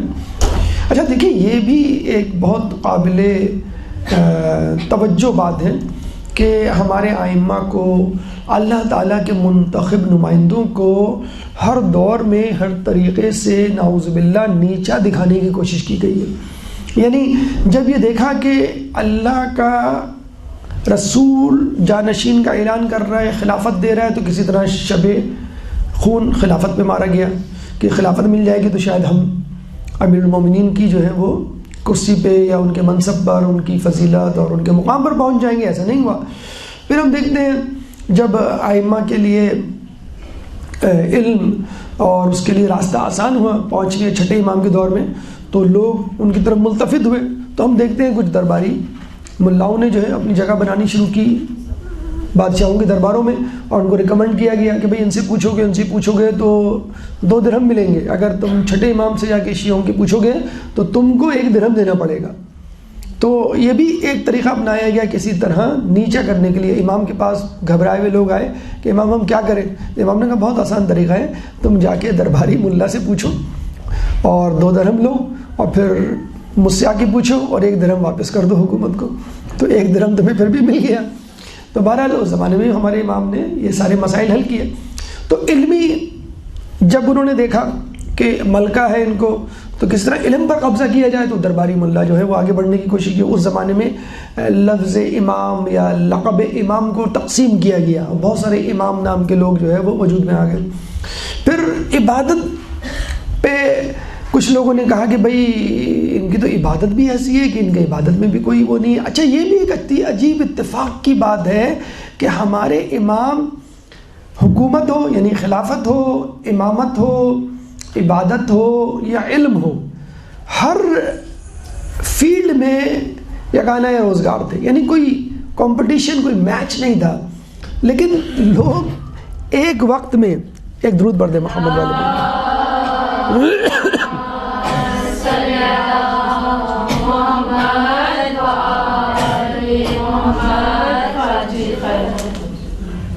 لوگ جو ہے وہ ایک وقت میں ایک ہی ایکسپرٹیز, ایک ہی فیلڈ میں ایکسپرٹ ہو سکتے تھے, خلافت میں ہو سکتے تھے یا پھر جسے کہتے ہیں علمیت میں یا بھی عبادت میں. تو ہر فیلڈ کے مختلف لوگ وجود میں آئے. تو 5ویں چھٹے کے امام کے دور میں دیگر آئمہ یعنی اللہ, یہ تو ہمارے اللہ کے بنائے ہوئے امام تھے, لوگوں کے بنائے ہوئے امام بھی وجود میں آئے. اور جب عبادت کو دیکھا تو اس زمانے میں کچھ لوگ صوفی نام کے وجود میں آئے کہ جنہوں نے کہا کہ ہمیں جو ہے وہ امام سے کمپیٹ کرنا ہے اور ان جیسی عبادت کر کے دکھانا ہے لوگوں کو. تو جب وہ دیکھتے تھے اماموں کو تھوڑا بہتر لباس پہنے ہوئے تو وہ جل بھن کر کباب ہو جاتے تھے کہ بھئی دیکھیے ان کے امام جو ہے کتنی پرتعیش زندگی گزار رہے ہیں. یا وہ دیکھتے تھے مثلا 5ویں امام کو کہ وہ کدال بیلچا پھاوڑا لے کے آ رہے ہیں اور پسینے میں شرابور. تو ایک صوفی نے تنزن کہا کہ آل محمد کے امام دنیا کے لیے مرے جا رہے ہیں, یہ جملہ کہا تھا. تو امام نے کہا کہ میں وہ کام کیوں نہ کروں جو مجھ سے بہتر لوگوں نے کیا. مولا علی نے وہ کام کیا, رسول اللہ نے وہ کام کیا, انبیاء نے وہ کام کیا, کیا ایسا مسئلہ ہے اگر امام وہ کام کریں. تو رسول نے, انبیاء نے, ائمہ نے, تمام لوگوں نے یہ کام کیے. تو اس میں کسی بھی قسم کی قباحت کی ضرورت نہیں ہے کہ آدمی یہ سوچے کہ میں جو ہوں رزق حلال کماؤں گا تو بڑا عجیب سا لگے گا, دکان کھولوں گا تو بڑا عجیب سا لگے گا. بہرحال یہ حکایات تھی, آیات, روایات اور حکایات کی روشنی میں دوسرا مرحلہ منقولات کا مکمل ہوا. اب آئیے ہم تیسرے مرحلے کی طرف چلتے ہیں, معقولات. درود پڑھتے محمد والے محمد.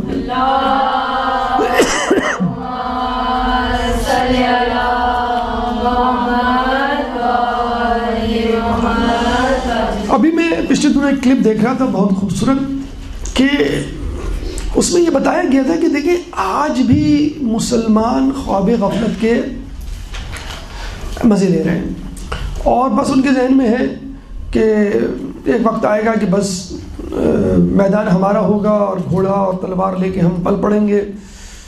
جو ہمارے یہاں کے لوگ ہیں وہ امام زمانہ کے حوالے سے بھی یہ کانسیپٹ رکھتے ہیں, بس وہ آئیں گے اور بس تلوار لہرائیں گے اور سب کچھ حالانکہ ان کے بارے میں ملتا ہے وہ رسول کی سنت پہ عمل کریں گے. یعنی جس طرح رسول نے کیا کہ زبان سے اور تعویل سے, عقل شعور سے, مباحثے سے, پھر اگر نہیں ہو پائے گا تو پھر وہ تلوار نکالیں گے. اس طرح دوسرے لوگ بھی ہم دیکھتے ہیں, وہ ٹی وی پہ ڈرامے انہوں نے دیکھنے شروع کر دیے ہیں تلوار اور گھوڑے والے, کہ بس اب جو ہے وہ مسلمانوں کی حکومت ہمارے پاس دوبارہ آنے والی ہے. تو ڈرامے دیکھ دیکھ کے اگر لوگ جو ہے دنیا پہ حکومت کر لیتے تو کی جا چکی ہوتی. یہود و نصارہ نے اس بات کو ذہن میں رکھ لیا ہے. کس بات کو ذہن میں رکھ لیا ہے؟ ایک تو علم کو ذہن میں رکھ لیا. حدیث ہے واضح طور پہ کہ بادشاہ لوگوں پر حکومت کرتے ہیں, علم بادشاہ پہ حکومت کرتا ہے. یعنی یہ بات طے ہو گئی کہ حکومت سے بھی برتر, بہتر, طاقتور چیز علم ہے. اگر آدمی کے پاس علم ہو تو بادشاہ بھی اس کی سامنے سرنگو ہو جاتے ہیں. تو آپ نے دیکھ لیا اس وقت مغربی عوام جو ہے اس علم کے پیچھے ہاتھ دھو کے پڑی ہوئی ہے, اور ہم نے جو ہے وہ قسم کھا لی ہے کہ ہمیں علم نہیں حاصل کرنا ہے. ہمارا آپ دیکھ لیں اس وقت جو نظام ہے, میٹرک سسٹم ہی کی میں بات کر لوں, جس طرح نمبر بانٹے جا رہے ہیں لوگوں کے 80s میں نمبر آتے ہیں، کوئی کانگریٹس نہیں کہتا، لوگ مسکرا کے خاموش ہو جاتے ہیں کہ ہمیں معلوم ہے آپ کی 80s میں پلس میں مطلب کیسے نمبر آ گئے۔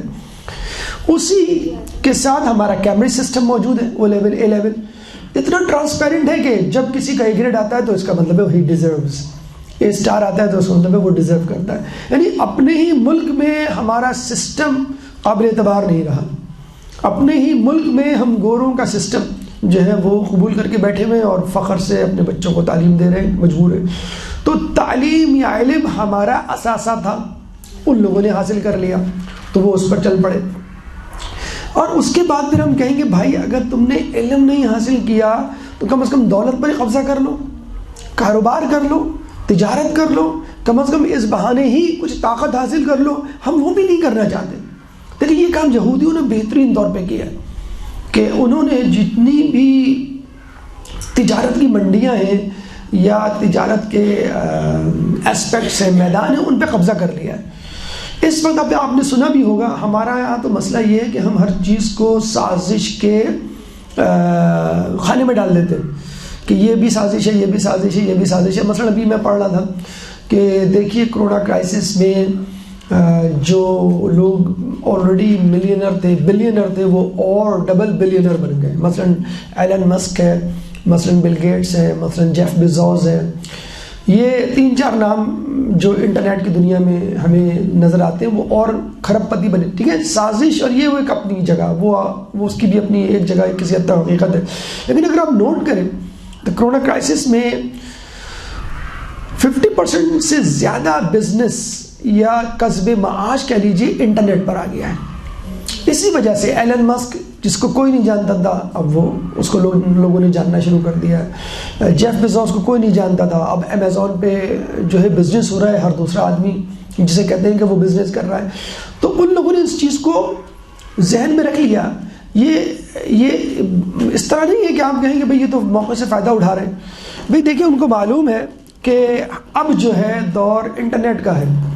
کرونا کرائسس یا اس طرح کی جو پینڈیمکس ہے اس میں کرونا ہی کے حالات اگر ہوئے تو لوگ انٹرنیٹ پہ چلے جائیں گے، تو کیوں نہ ہم اپنا بزنس انٹرنیٹ پہ لے آئیں۔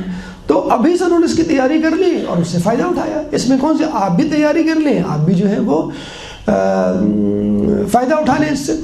تو انہوں نے بزنس اور تعلیم ان دونوں چیزوں پہ قبضہ کیا ہوا ہے، اور بس جسے کہتے ہیں ہم تو وہ کرونا کی ویکسین لگا کے آتے ہیں جو غیر ممالک سے آتی ہے، اور آتے ہی جو ہے وہ مسجد میں جا کے دعا کرتے ہیں کہ اللہ تعالیٰ یہ کرونا جس نے بنایا ہے، یہ ویکسین بنائی ہے، اس کو موت دے دے۔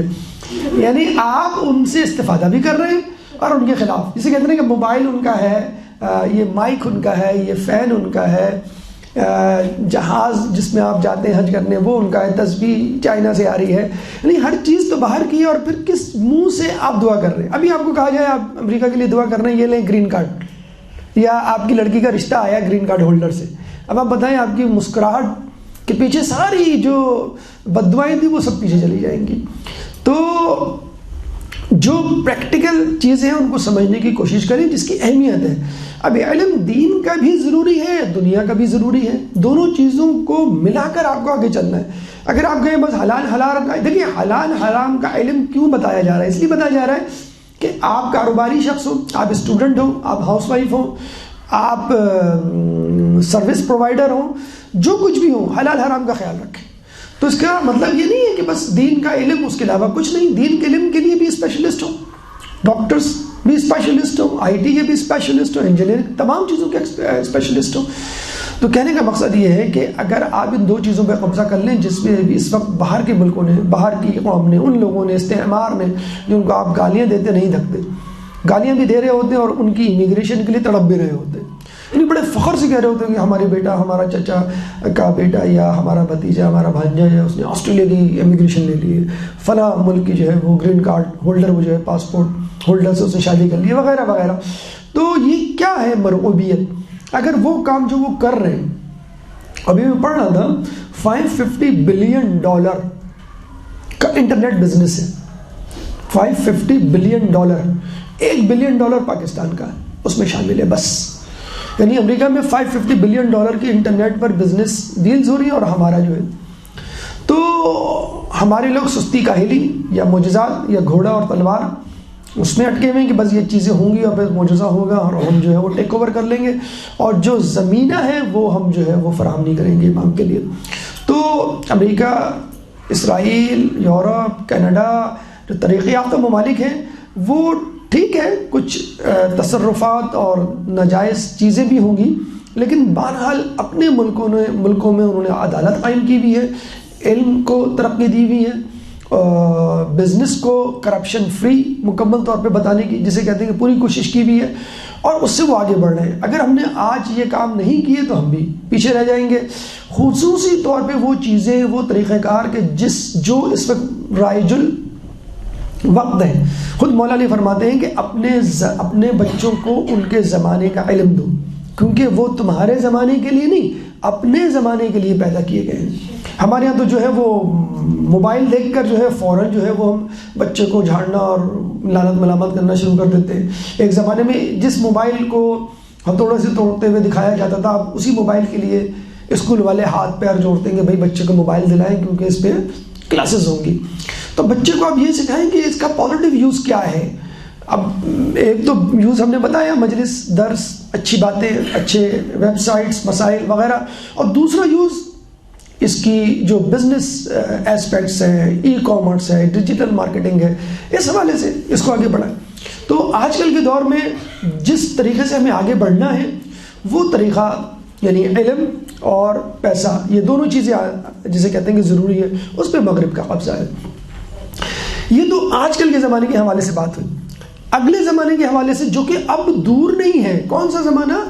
دجال کا فتنہ۔ کون سا زمانہ؟ امام کے ظہور کا۔ دیکھیے امام سے پہلے دجال آئے گا، اور آپ بڑے مزے سے بیٹھے ہوئے کہ بس امام آئیں گے، امام ہمیں فون کریں گے، میسج کریں گے، بھائی فلاں جگہ پہنچ جاؤ، ہم ان کو جوائن کر لیں گے اور بس جیت جائیں گے ہم۔ اس سے پہلے دجال، اور دجال سے پہلے دجال کے لشکری، جیسے ہم کہتے ہیں نا کہ امام کے لشکری تیار ہو رہے ہیں، یعنی جیسے ہم بھی اپنے آپ کے لیے اپنے دعویٰ کرتے ہیں کہ ہم بھی امام کے لشکری ہیں انشاءاللہ، یا اللہ ہمیں امام کے لشکری میں شامل کرے، بھئی اسی طرح دجال کے لشکری بھی تو ہیں، وہ بھی تو تیاری کر رہے ہیں۔ دجال کے لشکری کیا تیاری کر رہے ہیں؟ دجال کے لشکری پیسہ کمانے کی تیاری کر رہے ہیں۔ دجال کے لشکری ہر چیز میں پیسے کو آگے بڑھا رہے ہیں، جس کو ہم ایک لفظ میں سمیٹنے کی، چھپانے کی کوشش کرتے ہیں، اسکوپ۔ بھئی یہ کیوں کر رہے ہیں؟ اس میں اسکوپ ہے، بھئی سیدھا سیدھا کہیں پیسے، 4 پیسے زیادہ ملیں گے اس لیے آپ یہ کام کر رہے ہیں۔ تو دجال کے لشکری حلال حرام کو بالائے طاق رکھ کر یہ کہہ رہے ہیں کہ بس پیسہ کماؤ اور آگے بڑھو، مادیت پرستی میں مبتلا ہو، اور جسے کہتے ہیں دنیا پر چھا جاؤ۔ مادیت پرستی نہیں کرنی ہے ہمیں، بس مادیت کا حصول ہے، یعنی مادے کا حصول، کھانا پینا، کپڑے، گھر، جائیداد، گاڑی سواری، یہ سب چیزیں ہمیں بھی چاہیے، ان کو بھی چاہیے۔ ہمارا ٹارگٹ نہیں ہے یہ، ان لوگوں کا ٹارگٹ ہے کہ یہ چیز ہوگی تو آپ کامیاب، یہ چیز نہیں ہوگی تو ناکام۔ ہمارا لیے یہ وسیلہ ہے، ہمارا ٹارگٹ ہے اللہ کی رضا، ہمارا ٹارگٹ ہے امام کی نصرت۔ تو ایک بزرگ نے بڑی اچھی بات کی، کسی نے ان سے پوچھا اسی پیسے کے حوالے سے، کسب معاش کے حوالے سے، انہوں نے کہا کہ رسول کے زمانے میں لوگوں کے پاس مال ہونا فتنے کی علامت تھا، اور آج کل کے زمانے میں مال کا نہ ہونا فتنے میں مبتلا ہونے کی علامت ہے۔ آپ دیکھ لیجئے، آپ کے گھر میں اگر لڑائیاں ہوتی ہیں تو 70% لڑائیاں اسی پیسے کی وجہ سے ہوتی ہیں، 70% لڑائیاں اسی بات پر ہوتی ہیں کہ گھر میں جو ہے وہ کھانا اچھا نہیں پک رہا، بیٹی کے لیے جوڑا نہیں ہے، شادی میں جانے کے لیے، بیٹی کے لیے فیس نہیں ہے اسکول میں دینے کے لیے، یا عید کا وقت ہے، رمضان کا مہینہ قریب ہے، ہمارے پاس کچھ کھانے پینے کے لیے۔ تو اگر آپ مناسب مقدار میں اپنے لیے پیسہ جمع کر لیں، یا اتنا جمع کر لیں کہ آپ کم از کم کسی کے محتاج نہ بنیں، کم از کم آپ یہ ٹارگٹ بنا لیں، کوئی مجھ سے یہ نہ کہے کہ تم چونکہ دیندار ہو اس لیے پیچھے رہ گئے۔ آپ کو، مجھ کو تو سب سے آگے نکلنا ہے دنیا میں، کہ لوگ کہیں دیکھیں دینداری کی وجہ ہی سے تو یہ آگے پہنچا ہے، یہ حجاب کرتی لڑکی جبھی تو آگے گئی ہے، یہ لڑکا داڑھی رکھا ہوا ہے، نماز پڑھتا ہے، والدین کا فرمانبرداری اس لیے تو آگے گیا ہے۔ ہم نے کیا کیا؟ میں اپنی بساط کو لپیٹ کر، نہیں بس اللہ دے دے گا، وہی جسے کہتے ہیں کہ 2 جوتے مار کے، یا وہی کوفے میں جو عابد تھے جن سے بہتر کتے تھے، اس طرح کی زندگی گزار کے بس اللہ مالک آخرت ہماری ہے۔ آپ کو کیا معلوم بھائی، جو شخص آپ کی کفالت کر رہا ہے وہ خود آپ سے بہتر ہو۔ وہ ایک صاحب نے مجھے اپنا خواب سنایا، کہنے لگے کہ ہم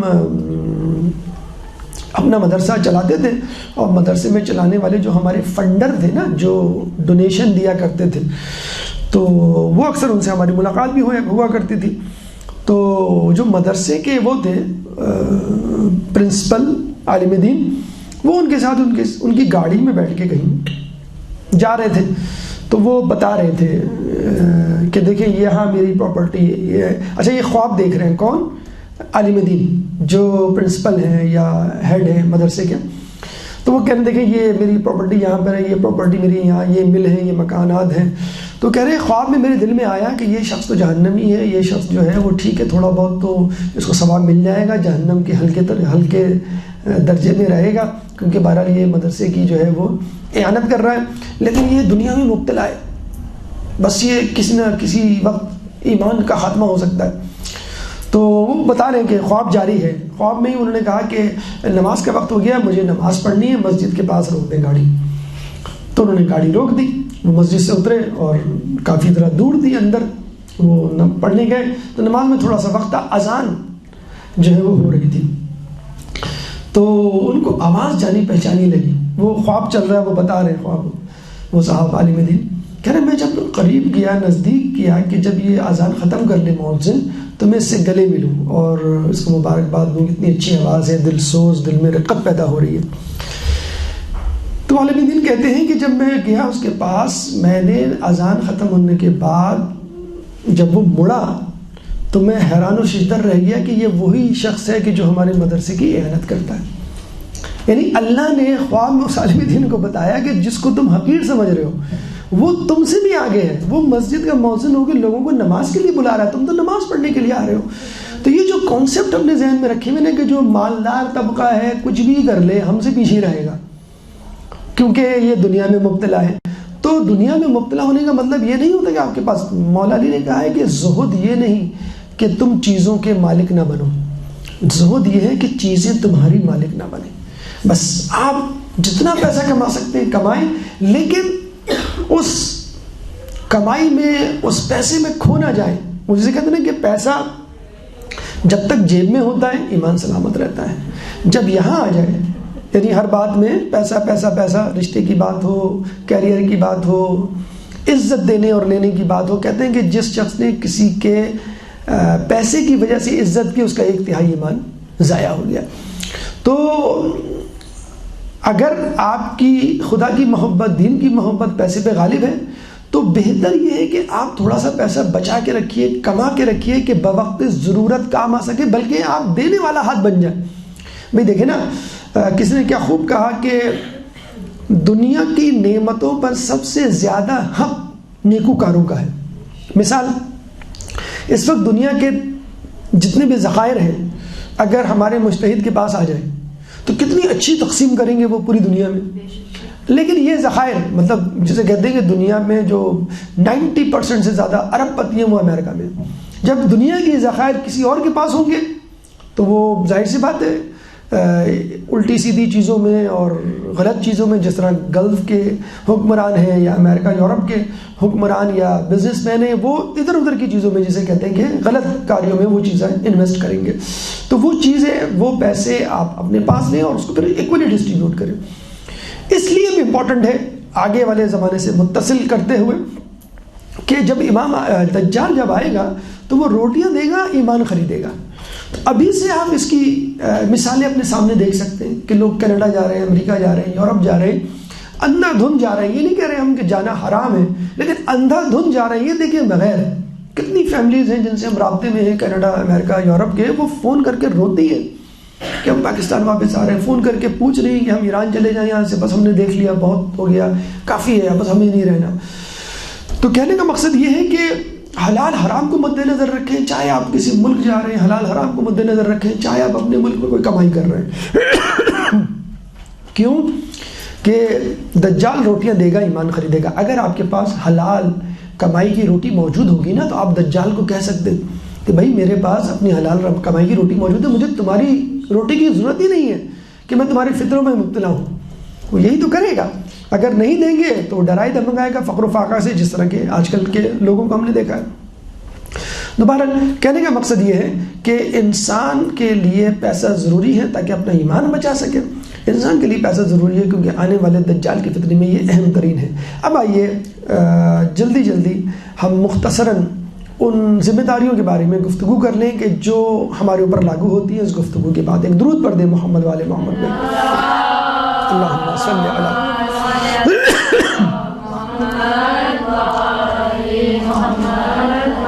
بہت حد تک انشاءاللہ گفتگو سے واضح ہو گیا ہوگا کہ کسب معاش کی کیا اہمیت ہے، حلال حرام کی کیا اہمیت ہے.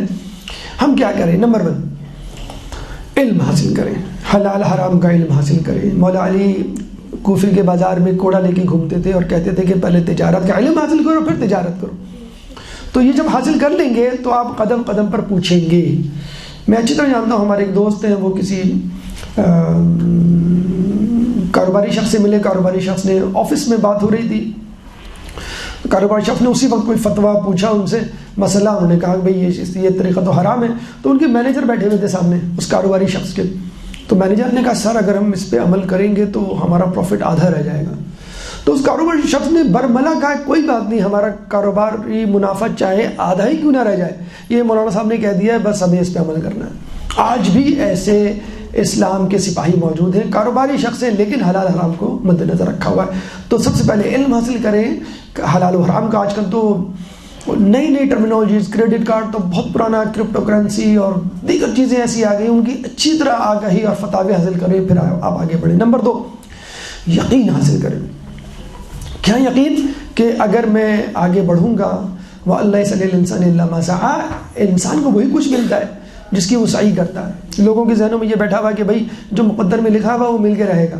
تو اس کے بارے میں بھی سن لیجئے. مولا علی کے پاس ایک شخص آیا اور اس نے پوچھا کہ بھئی مقدر اور نصیب میں کیا فرق ہے؟ تو مولانا علی نے کہا کہ بھئی ایک ٹانگ اوپر کر لو. اس نے ایک ٹانگ اوپر کر لی. مولانا علی نے کہا آپ دوسری ٹانگ بھی اٹھا لو. اس نے کہا نہیں یہ میں نہیں کر سکتا. مولانا نے کہا بس یہی فرق ہے، یعنی نصیب تمہارے ہاتھ میں، مقدر تمہارے ہاتھ میں نہیں ہے. کچھ چیزیں آپ کے اختیار میں ہیں، کچھ چیزیں اجباری ہیں. یعنی کچھ رزق آپ کو مل کے رہے گا، آپ کچھ بھی کر لیں، چاہے گھر میں بیٹھے رہیں، ہاتھ پیر اپنے باندھ لیں. اور ایک وہ رزق ہے ٹھیک ہے آپ چاہ رہے ہیں میں تھوڑا سا ایکسٹرا کما لوں، آپ آگے بڑھیں اور ایکسٹرا کما لیں. آپ چاہ رہے ہیں کہ نہیں یہ ڈیگریڈنگ ہیوملیٹنگ جاب ہے، میں تھوڑا سا ڈگنیفائڈ قسم کی جاب کرنا چاہتا ہوں، اپنی مرضی سے اٹھنا، اپنی مرضی سے کوئی کاروبار، ٹھیک ہے آپ وہ حاصل کر سکتے ہیں. تو نمبر 1 علم حاصل کریں. نمبر 2 یقین. یقین کے لیے ایک چھوٹا سا واقعہ، ایک درود پڑھ دیں محمد والے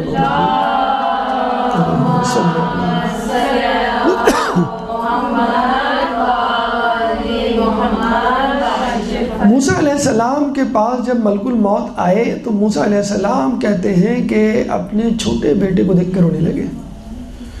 تو اللہ تعالیٰ نے فوراً موسیٰ علیہ السلام کو وحی کی کہ بھئی فلاں جگہ جاؤ. فلاں جگہ گئے وہ، مطلب وہ رو رہے تھے کہ میرے بعد اس کا کیا ہوگا. موسیٰ علیہ السلام کو کہا کہ اپنا عصا جو ہے دریا میں پھینکو. انہوں نے دریا میں پھینکا، دریا جو ہے پھٹ گیا، نیچے خشکی. پھر موسیٰ علیہ السلام کو کہا کہ تم اب عصا دوبارہ پھینکو. انہوں نے عصا دوبارہ پھینکا، زمین پھٹ گئی. پھر کہا دیکھا کہ پتھر ہے، تو کہا اب دوبارہ پھینکو. انہوں نے دوبارہ پھینکا تو وہ پتھر بھی 2 ٹکڑے ہو گیا. اندر ایک کیڑا جس کا منہ کھلا ہوا اور اس کے منہ میں پتا. تو اللہ نے کہا کہ جب ہم اس پتے کو جو دریا کی تہوں میں پتھر کے اندر بند ہے غذا پہنچا سکتے ہیں تو تمہارے بیٹے کو غذا نہیں پہنچا سکتے. تو یہ یقین کر لیں کہ اللہ مجھے دے کر رہے گا. اللہ جب بے دینوں کو، کافروں کو دے سکتا ہے تو آپ کو کیوں نہیں دے سکتا؟ مطلب ضروری نہیں ہے کہ آپ جو ہے وہ دنیا کو ہاتھ سے چھوڑیں گے تو آخرت ملے گی. یہ بھی اللہ تعالیٰ کی آزمائش ہوتی ہے کچھ لوگوں کے لیے کہ دنیا ان سے لے لیتا ہے پھر کہتا ہے آخرت میں. اور خود قرآن میں اللہ تعالیٰ کہتا ہے کہ اگر تم چاہو تو ہم تمہیں آخرت دیں، اگر تم چاہو تو ہم تمہیں دونوں چیزیں دیں. ربنا آتنا فی الدنیا حسنۃ وفی الآخرۃ حسنۃ.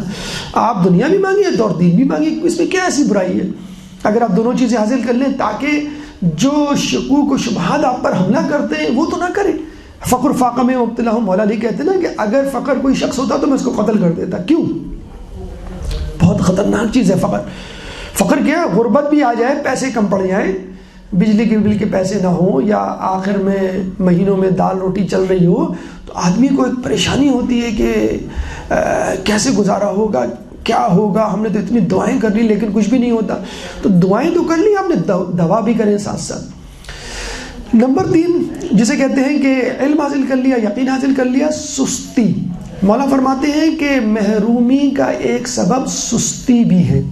ہمارے یہاں سستی کاہلی کا بڑا شکار ہے. ایک دن بس آپ نکلے، کوئی نیا کام کسی نے سکھایا، بھائی یہ کر لو، آپ گئے تو پتہ چلا نہیں بھائی نہیں. ارے بھائی ایک دن کرنے، امام نے کہا ہے کہ کوئی کام کرو تو اس کو 1 سال تک جاری رکھو، پھر اس کو بند کرو، پھر اس کو ڈسکنٹینیو کرو. ہم کہتے ہیں بس اللہ تعالیٰ جو ہے وہ پلیٹ میں رکھے یا منو سلوا کی طرح ہمیں اتار کے جو ہے وہ دے دے گا. دوسرے مشقت کر رہے ہیں. اب ہم بتائیں کینیڈا جیسے ملک کی حالت یا برف باری یا ویدر ہمارے ملک کا ہو جائے، ہمارے یہاں 2 دن بارش ہوتی ہے پورا شہر اپ سیٹ ہو جاتا ہے، بند ہو جاتا ہے. ہمارے یہاں اگر کینیڈا جیسی سردی پڑ جائے تو پھر کیا ہو، یا گلف کنٹریز جیسی گرمی پڑ جائے تو کیا ہو. اللہ نے اتنا اچھا موسم، اتنا اچھا ملک دیا ہے، اس کے باوجود بھی علم حاصل کریں، یقین پیدا کریں، سستی سے دور رہیں اور شرم و حیا. جیسے کہ ابھی ہم نے آپ کو بتایا ہے کہ جب رسول کام کر رہے ہیں، امام کام کر رہے ہیں، تو پھر آپ کے لیے کیا قباحت. آخر میں جو اہم چیز کہنی ہے وہ یہ کہ دنیا کے ساتھ چلتے ہوئے زندگی گزاریں. اب آپ دیکھیے جو آپ کتابیں پڑھ رہے ہیں وہ ظاہر سی بات ہے 20 سال پرانی، 50 سال پرانی آپ کے امی ابو کے زمانے کی تو نہیں ہے. آپ جو کپڑے پہن رہے ہیں وہ 100 سال پہلے پرانے تو نہیں تھے جن گھروں میں رہ رہے ہیں. تو اسی طرح علم، ٹیکنالوجی یا کمانے کے طریقے بھی اب نت نئے آ گئے. مطلب ہمیں واٹس ایپ اور یوٹیوب پہ کیا فقط ٹک ٹاکرز یا جسے کہتے ہیں کہ جو مزاحیہ اسکٹس ہیں وہی نظر آتے ہیں. اس کے علاوہ اور چیزیں نہیں ہیں جن کو ہم حاصل کر سکیں. مثلاً میں آپ کو مثال دیتا ہوں، ایک درود پڑھ دیں محمد والے محمد.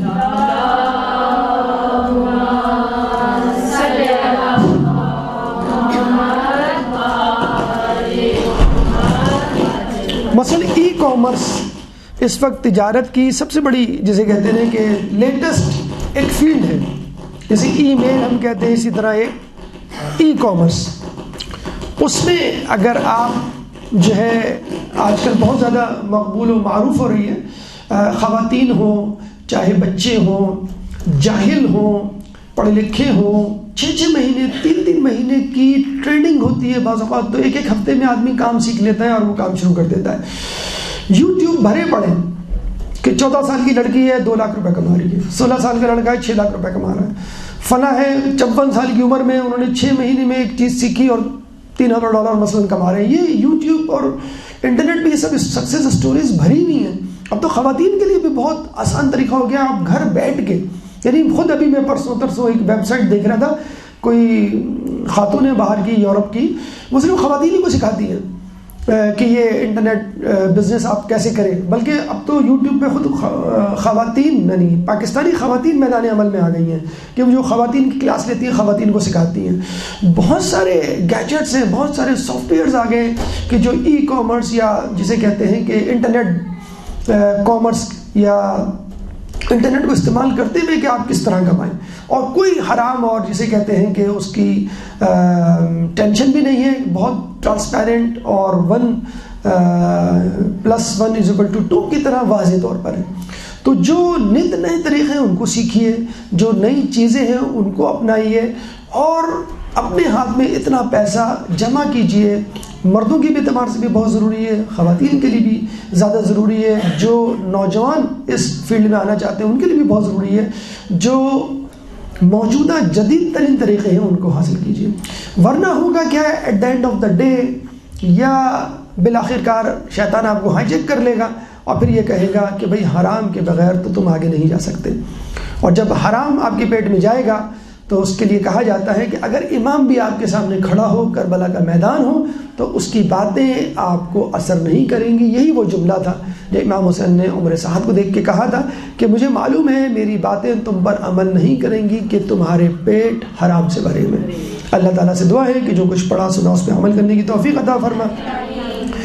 جو پریشان حال ہیں ان کی پریشانی کو دور فرما، جو بے روزگار ہیں ان کو رزق حلال عطا فرما، جو رزق حلال کما رہے ہیں ان کو رزق حلال میں برکت عطا فرما، جو مقروض ہیں ان کے قرضوں کو عطا فرما، جو زندان میں ہیں ان کو رہائی عطا فرما، جو گمشدہ ہیں ان کو منزل تک پہنچا، کرونا جیسی متعدی بیماری سے ہم سب کو محفوظ فرما، مسلمان دنیا میں جہاں جہاں ظلم و ستم کا نشانہ بنے ہوئے ان سے ظلم و ستم کو دور فرما، امام کے ظہور میں تعجیل فرما، ہمیں ان کے انصار و اعوان میں شامل فرما۔ ربنا تقبل منا انك انت السميع العليم وتب علينا انك انت التواب الرحيم برحمتك يا ارحم الراحمين۔